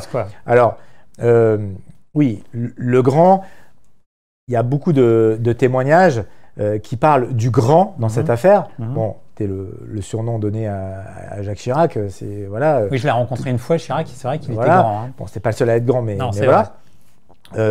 Notamment, par exemple, il y a le restaurateur que j'évoquais tout à l'heure, Jacques Doutet, qui à un moment surprend une conversation téléphonique entre Alain Peyrefitte, donc qui était garde des Sceaux à l'époque, et qui était en concurrence avec Boulin pour Matignon, donc il était un peu jaloux de Boulin aussi, qui avait la cote à l'époque, et voilà. Et garde des Sceaux, donc l'affaire judiciaire autour de Boulin, ça l'intéressait aussi. Et donc, en fait, il intercepte cette conversation téléphonique et Peyrefitte aurait dit à Boulin, selon ce témoin, retire tes plans, le grand est prêt à tout. Voilà, donc il y a cette ombre du grand qui plane autour de ça. Donc oui, bien sûr, Jacques Chirac est président du RPR à l'époque, et Charles Pasqua, le témoin qu'on évoquait tout à l'heure, là, dans la boîte échangiste à Ville-d'Avray, ce qu'il dit dans la conversation avec Pierre de Bizet, c'est que Pierre de Bizet fait allusion au patron qui est Charles Pasqua, en disant voilà, le patron est pas content parce qu'en gros, vous n'avez pas fait bien le boulot comme il fallait jusqu'au bout, etc. Bon, vous avez récupéré les dossiers, c'est bien, mais là, sur ce coup-là, fallait juste lui filer une danse et l'intimider, voilà. Bon, après, moi, j'ai un peu aussi je me dis toujours, c'est compliqué à un moment de filer des tartes à quelqu'un, à un ministre, et de le laisser un peu dans la nature derrière, parce que Boulin, il y a beaucoup de témoignages, il savait qu'il était menacé, il savait qu'il était en danger de mort, il avait été prévenu de ça, et des témoins tout à fait dignes de foi qui le disent. Il avait dit à sa femme « ils nous tueront tous », enfin il savait qu'il était sur un truc très dangereux. Voilà. Il y a un haut responsable du RPR, Jean de Lipkowski, qui, là aussi c'est une scène de film, mais il y a un témoin qui en atteste, qui a participé à la scène, qui est toujours vivant, qui débouche le champagne avec des hommes d'affaires saoudiens quelque temps avant la mort de Boulin en disant c'est bientôt fini, Boulin on n'en entendra plus parler, etc. Enfin, c'est lourd. Donc Boulin sait qu'il a en face de lui des gens potentiellement très dangereux. Et donc le nom de Pasqua est cité effectivement par ce témoin. Et il y a un dernier élément, enfin il y en a beaucoup d'autres, mais il y a un dernier élément important, c'est le témoignage de Jean Charbonnel. Oui. Alors, Jean Charbonnel, c'est un gaulliste de gauche, comme on disait, un gaulliste social. Ça n'existe plus trop, ce genre de prototype aujourd'hui, qui était Boulin d'ailleurs, hein, et donc il s'entendait très bien avec Jean Charbonnel. Voilà, et donc c'est des gens pour qui fallait pas remettre en cause la retraite à 60 ans, quoi. Il y avait les acquis sociaux, le Conseil national de la résistance c'était important, et ce qui avait été mis en place par les communistes et les gaullistes, enfin voilà, c'est des gens qui sont sur cette ligne-là, pas sur la ligne libérale et tout le mouvement qui va advenir à partir des années 80.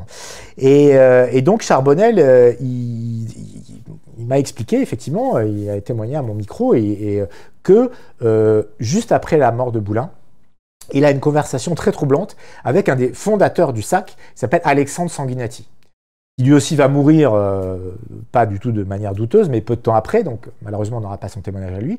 Mais Sanguinetti, tout de suite après la mort de Boulin, lui dit Boulin a été tué. Voilà. Et il lui donne des noms, deux noms de personnes. Voilà. Mais à l'époque, Charbonnel, c'est vrai qu'il est troublé, mais il se dit, bon, voilà, il en reste là en fait. Pour lui quand même, malgré tout, on tympanise sur le suicide, il n'a pas d'autres éléments, il en reste là. Et c'est vrai que des années après la publication de mon livre notamment, etc., on va se rencontrer, et là, il va me faire part de son témoignage.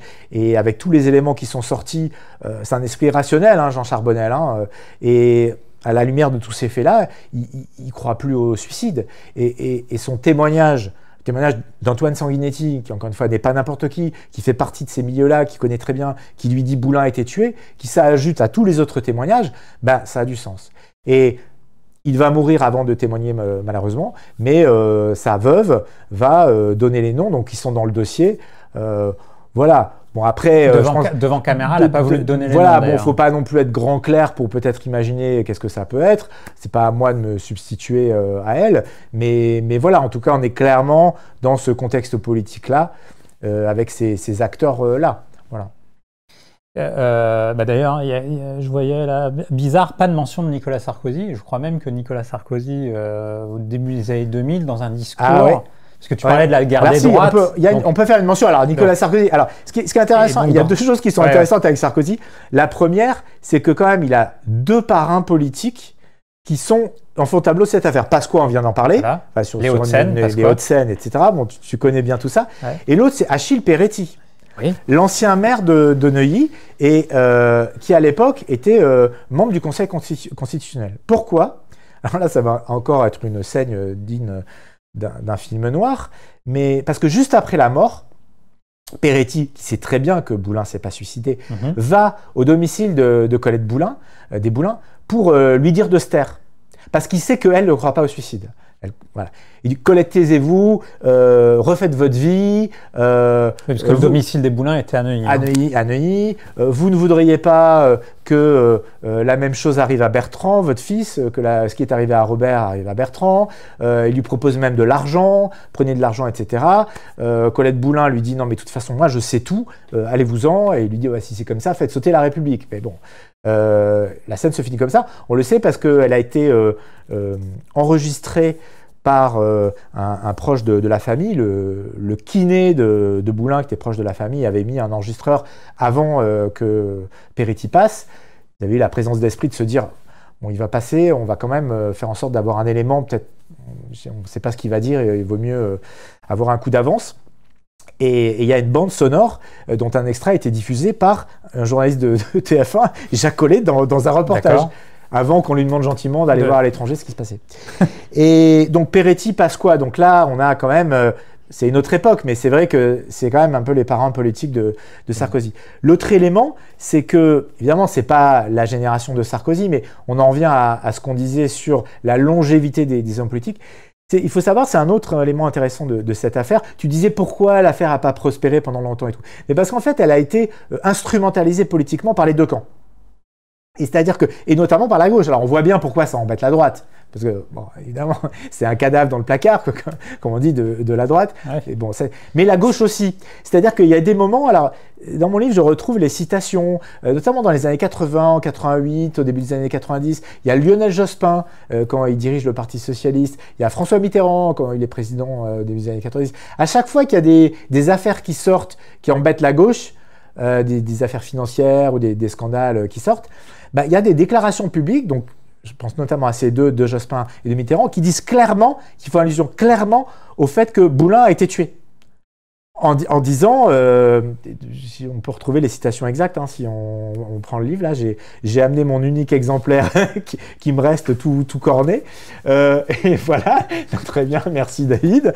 Et donc là, il y a des citations très claires. Et du coup, derrière, Pasqua, qui est en première ligne, hein, et donc du coup, pouf, tout le monde retourne à la niche, quoi. Oui, il y a une sorte de... Derrière. C'est la dissuasion ouais, c'est la dissuasion nucléaire. Ouais. Tu dis que tu as l'arme atomique, donc faites attention quand même, à pas aller trop loin. Et Sarkozy, c'est ça. En fait, oui, il fait une remarque dans un discours. C'est ça. Il fait une remarque et le moment est important. Quand il fait cette remarque, on est en 2007, donc pendant la campagne présidentielle, et on est en plein dans l'affaire Clearstream. Enfin, l'affaire Clearstream, dans la suite de l'affaire Clearstream 2, quoi, c'est-à-dire l'instrumentalisation de... C'est la manipulation des fichiers, etc. Voilà, où le nom de Sarkozy et de proche de Sarkozy apparaît, etc. Et donc, clairement, bon, l'histoire est connue aujourd'hui, Sarkozy voit la main des Chiraciens derrière. Voilà, bon, on connaît l'histoire. Et donc, là, comment? Et on ne comprend pas la phrase de Sarkozy si on ne remet pas dans ce contexte-là. Et comme il voit la main des Chiraciens derrière, bah là, il lance un avertissement. Il lance un message. Et donc, c'est un meeting, je crois que c'est à Poitiers en 2007. Et il dit « Et je n'oublie pas Robert Boulin, victime du mensonge et de la diffamation. » Balance ça, là, en plein meeting. Qu'est-ce que ça vient faire là? La figure de Robert Boulin. Donc là, c'est pour faire passer un message. Et il y a une autre histoire aussi. C'est là où on voit aussi que l'affaire, elle est encore présente aujourd'hui, y compris au sein de la droite. Un autre exemple qui me vient, c'est l'affaire Big Malion. Ouais. Comment un des protagonistes de l'affaire, le directeur adjoint de la campagne de Sarkozy, qui était proche de Jean-François Copé, aide-moi, comment s'appelle-t-il? Attends, qui a témoigné dans cette affaire Big Malion. Jérôme Lavrieux. Jérôme Lavrieux, merci. Jérôme Lavrieux a fait une déclaration quand même quand il s'est retrouvé dans l'œil du cyclone de cette histoire-là, oui, où il a quand même dit un certain nombre de choses parce qu'il ne voulait pas payer pour tout le monde. Et il a quand même fait cette déclaration. Je n'ai pas envie de me retrouver dans 20 cm d'eau comme Robert Boulin. J'avais oublié. Oui, non, mais tu vois, donc ça c'était assez récent. Pour dire que cette histoire, quand je parlais d'étoiles noires, c'est l'étoile noire au sein de la droite en disant bon, oui, c'est vraiment il y a la pression et il fait passer le message. Donc cette histoire, elle vit aussi dans l'inconscient, et plus que dans l'inconscient du personnel politique, à droite comme à gauche. j'ai pas retrouvé la phrase de Jospin et de Mitterrand, mais ah non, c'est pas là. Mais je vais la trouver. Donc, tiens, voilà, j'y suis. Donc, ouais, Mitterrand, il dit, oui, alors il y a une déclaration en 92, il dit « Aucun de nos ministres n'a été assassiné dans des conditions douteuses ». Donc là, il fait une allusion à Boulin assez claire. C'est au moment où c'est Bérégovoy qui est Premier ministre. Et pourquoi on met en cause la gauche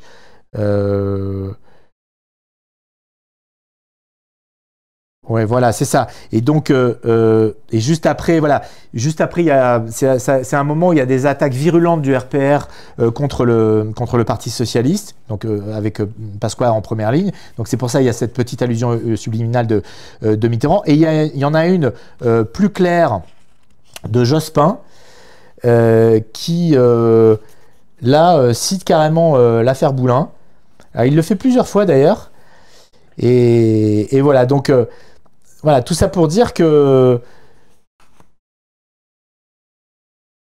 Donc, que cette affaire, elle est instrumentalisée vraiment par la gauche et du coup, ça pèse. Ou par certains à droite. Ou par certains à droite. Et du coup, ça pèse sur le dossier lui-même, en fait. Oui, sauf ça contribue pas à... Mais dans le même temps, tu dis... À éclairer les choses. Ils sont juste au niveau de la menace, quoi. Ils vont pas faire en sorte de faire avancer la vérité.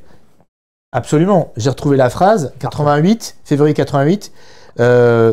Donc Jospin, premier secrétaire du PS. « Nous n'avons pas oublié que 3 ministres ont été assassinés sous le règne de M. Barre, messieurs Debreuil, Boulin et Fontanet, et que ces 3 affaires n'ont jamais véritablement, et pour certaines pas du tout, été élucidées. » Donc là, il vient de briser un tabou. Hein. Il a dit explicitement que Robert Boulin avait été assassiné, quoi. Donc il y a des déclarations publiques là-dessus. On est en 88, le dossier, on est avant encore le non-lieu. Je crois que dans une interview, je ne sais pas si c'est toi qui le dis, mais tu rappelles, les années 70, c'est vraiment les années de plomb françaises. Moi j'appelle ça les années de plomb à la française, parce qu'effectivement, là aussi, on ne peut pas trop comprendre si on ne se remet pas dans le contexte. Ouais. Parce que bah oui, il y a plusieurs responsables politiques qui sont tués, il y a des syndicalistes, il y a des militants tiers-mondistes, il y a l'affaire Henri Curiel qui en 78 qui est tué, voilà. Donc il y a les années Giscard notamment, c'est la violence violence politique. Alors justement, pour rebondir sur une question, quelqu'un disait, depuis la suppression du SAC en 82 par Mitterrand, en tout cas la suppression officielle, est-ce que on va dire justement les conditions d'autres homicides de ce niveau-là sont encore réunies d'après toi dans les bas-fonds de la Ve République?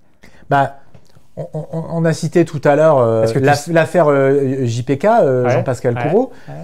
Qui l'a aussi présenté comme un suicide. Il serait mort. Il s'agit d'un journaliste. Il s'agit d'un journaliste, voilà, qui faisait de l'investigation et qui sur le système Floss en fait.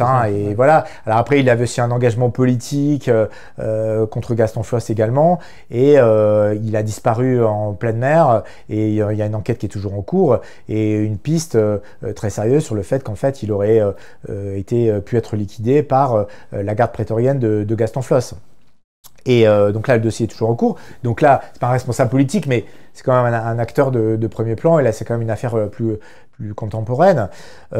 Non, sur le SAC, ce qui est intéressant de voir, c'est que oui, le SAC a été dissous en 82. Tu l'as dit, à l'issue d'une commission d'enquête parlementaire. Mais c'est intéressant de voir quand j'ai fait la bande dessinée dans laquelle je parle de l'affaire Boulin et j'évoque aussi le SAC. Donc c'est une BD qui s'appelle Cher pays de notre enfance, qui est sur donc ce que j'appelle les années de plomb de la Ve République. Et on rencontre un ancien parlementaire socialiste qui a participé à la commission d'enquête sur le SAC. Mmh. Et c'est intéressant parce que donc lui, il est socialiste et il dit ils ont pu faire plein d'auditions, c'est très intéressant quand tu lis tous les travaux, le rapport de la commission d'enquête, c'est passionnant. Ils ont vraiment soulevé plein de lièvres, mais il y a plein de trous. Il y a plein de trous parce que il n'est pas possible d'accéder encore à toutes les archives. Et moi-même, une grande partie des archives ont été déclassifiées, mais il y a encore des choses qui ne sont pas consultables. Donc tu as des documents avec des blancs au milieu où il faut demander des dérogations en jurant de ne pas pouvoir, si tu les consultes, dire ce qu'il y a dedans. Bon, et puis surtout, ce que ce parlementaire nous racontait avec le dessinateur Étienne Davodo qui était avec moi, c'était qu'en fait, ils ont voulu creuser la France-Afrique, les connexions France-africaines avec le SAC. Et là, ça a été niette. Il y a eu un veto politique, parce que les connexions avec le SAC, je vais juste donner Gabon-SAC, je vais donner un exemple. Depuis tout à l'heure, on parle de Pierre de Bizet. Donc Pierre de Bizet qui est voilà, la figure tutélaire. Il y a eu d'autres patrons du SAC, mais qui est vraiment le monsieur SAC pendant toutes ces années. De Bizet, voilà, avec, on l'appelait gros sourcils, il avait des sourcils très broussailleux comme ça, etc. Et la légende dit que jusqu'à sa mort, il a porté une cravate noire en signe de deuil de l'indépendance de l'Algérie. Voilà. Donc ça pose le bonhomme. Il faut savoir que Pierre de Bizet, tout en étant patron du SAC, il était détaché auprès d'Omar Bongo de 1968 à 1981. Il était détaché, chargé de la sécurité, sous couvert du ministère de la Coopération. Voilà. Donc ça raconte des choses aussi. Quand je parle des connexions SAC, Gabon, etc.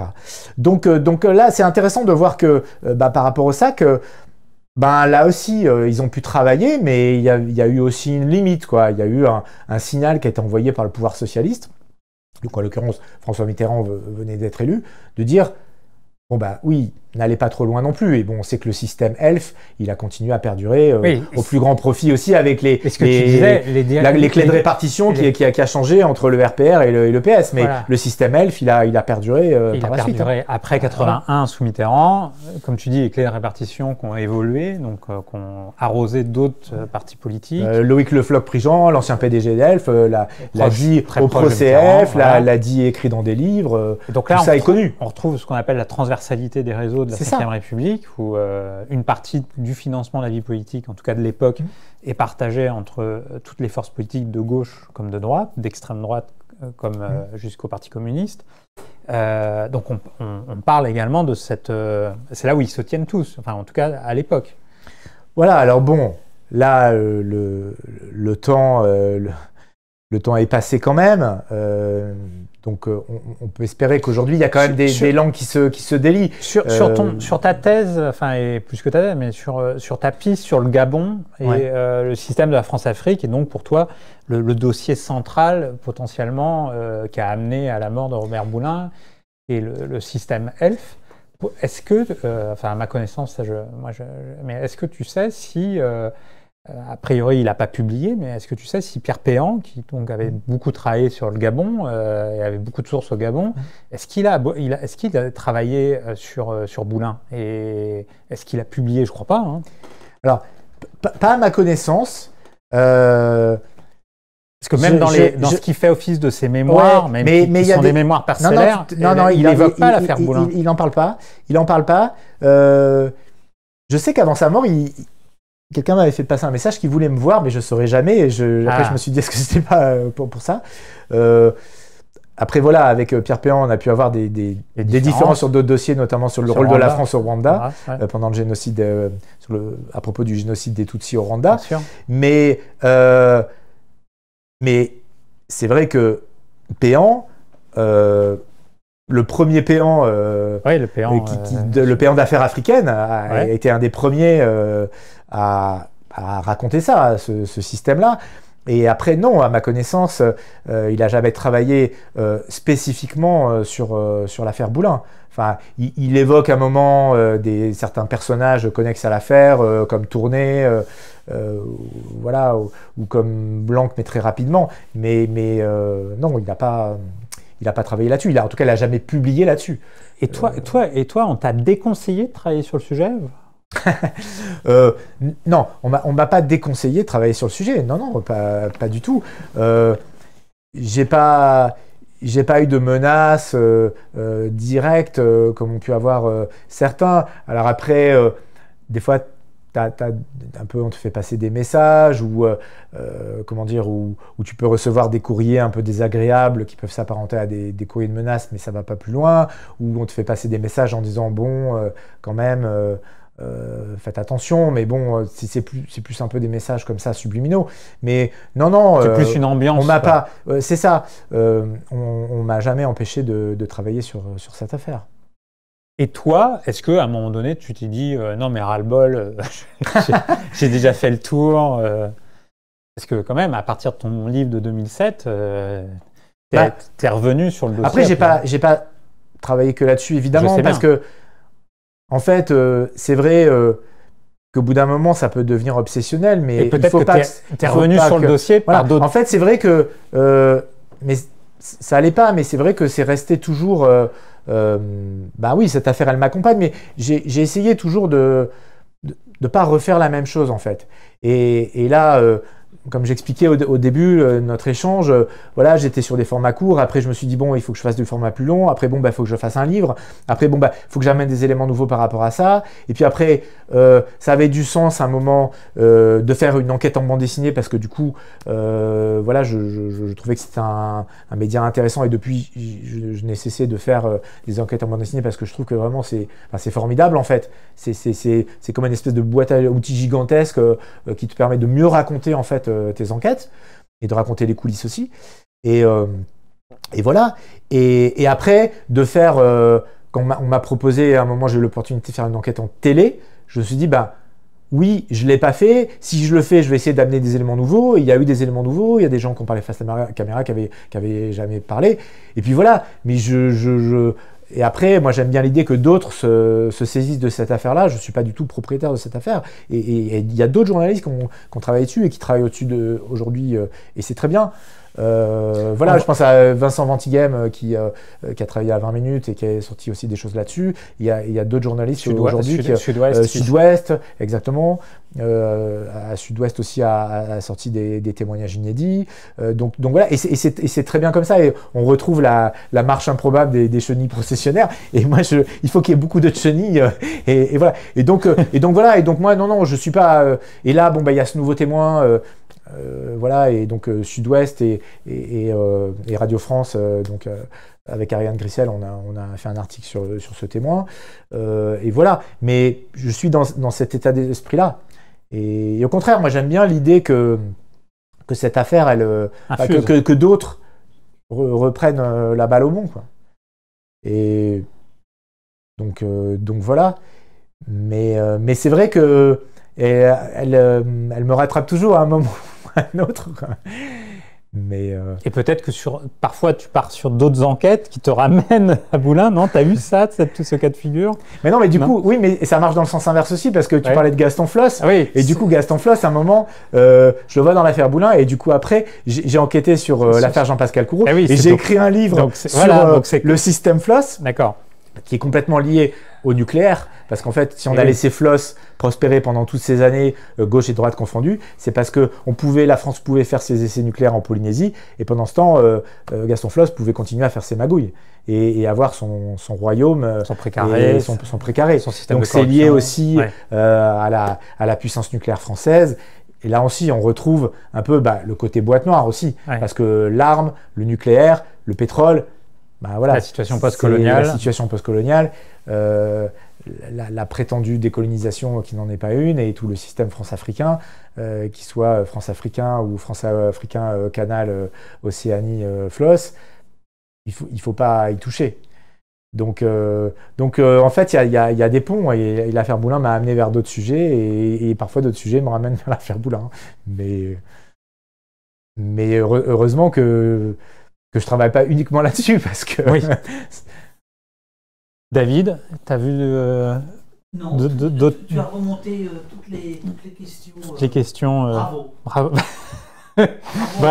Bravo à Benoît, surtout, pour tout ton travail. Je crois qu'on peut arrêter là. Hein. Tu nous as donné beaucoup d'éléments et j'invite donc tout le monde à relire ou à lire tes enquêtes ou à les écouter en radio ou à les voir. Donc notamment, je crois qu'Envoyé spécial est toujours disponible sur Internet. Et moi, je l'avais vu, l'Envoyé spécial, mais je l'ai revu, et c'est un super travail aussi de vulgarisation et de révélation sur ce dossier. Et on peut citer aussi une consoeur, je ne l'ai pas citée, c'est Marie-Pierre Farkas, qui sur France 2 a elle aussi diffusé plusieurs enquêtes sur cette affaire-là avec plusieurs droits de suite. Donc voilà, on est, mine de rien, on est quelques-uns à suivre cette affaire. Quelques petites chenilles. Voilà. On va terminer sur la... Désolé, il y a une question. Est-ce que vous avez trouvé la trace dans votre enquête de Michel Barouin, leader du ARPR, lié à la France-Afrique, décédé dans des circonstances troubles dans les années 80? Oui, alors, je vois le sens de la question, parce que Barouin est mort, parce que j'évoquais René Journiac, le monsieur Afrique de Giscard, qui est mort dans un accident d'avion très bizarre au Cameroun.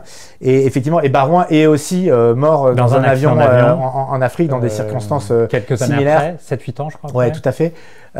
Donc, j'ai pas retrouvé sa trace en tant que tel, il n'apparaît pas comme acteur, mais effectivement, il y a un peu, comment dire, Barouin, alors je vais aller très rapidement, mais pour ceux que ça intéresse, je vous renvoie vers un livre que moi je trouve assez remarquable de Dominique Lorenz qui s'appelle Une guerre, et cette journaliste, en fait, c'est une enquête sur la mort de Michel Barouin, notamment, c'est le point de départ. Et en fait, elle raconte cette enquête-là, l'amène vers un tout autre territoire, qui est justement les questions nucléaires, qui est l'Iran, l'enjeu autour des otages français en Iran. Et en fait, le parallèle avec Boulin, c'est que en fait, on est sur des dossiers très lourds derrière une disparition suspecte. Et en fait, elle fait un lien, et c'est tout à fait convaincant sa démonstration, sur le fait qu'en fait, derrière les otages au Liban, il y avait un chantage de l'Iran qui voulait réintégrer son droit à l'enrichissement de l'uranium, puisque l'Iran, depuis le Shah d'Iran, donc avant les mollahs, avait des participations dans l'usine Eurodif en France, Tricastin, d'usine d'enrichissement de l'uranium. Et donc elle fait ce lien, et il y a un lien avec Boulin, peut-être je vais finir là-dessus, c'est que là aussi, Boulin, je disais qu'il était dans les tours de contrôle de l'État, secrétaire d'État au budget, aux finances, et moi il y a une anecdote qui m'est racontée par Michel Abraire, qui était membre de son cabinet, qui était ancien patron du Crédit Lyonnais plus tard, et qui a été au cabinet de Boulin aux finances, et il me raconte une scène dans l'avion du GLAM qui rentre en Iran. Il a négocié des contrats. Alors là, on doit être en 77. Et donc là, donc on est avant la révolution iranienne. Et donc là, on est dans le cadre d'Eurodif, justement, mais Eurodif d'avant, où Boulin a négocié en Iran cette équation économique nucléaire, etc. Et en fait, il dit à Abraire, c'est Abraire qui me raconte la scène, Boulin est écœuré, parce qu'il sait qu'il y a de l'argent noir et des commissions autour de ces contrats nucléaires. Et il dit, vous voyez, nous on est là à des milliers de mètres d'altitude, on a fait notre travail dans le respect du droit et de l'État, etc. Et pendant ce temps, il y a des gens qui vont se mettre de l'argent dans les poches. Voilà. Et il dit, à 30 000 mètres d'altitude, Boulin était écœuré, voilà, dans cet avion-là. C'est juste pour dire que, voilà, on revient encore au côté Boulin savait des choses quand même sur le fonctionnement pas toujours hyper ragoûtant de l'État. Et même si moi, je mets vraiment l'accent sur, comme clé de compréhension, sur le système F-Gabon et la France-Afrique, mais voilà, il était passé par ces tuyaux-là, par la connaissance de ces tuyaux-là. Et forcément, ça en faisait un homme dangereux. Et bien voilà, c'est bon. Merci beaucoup. Et à la suite au prochain numéro.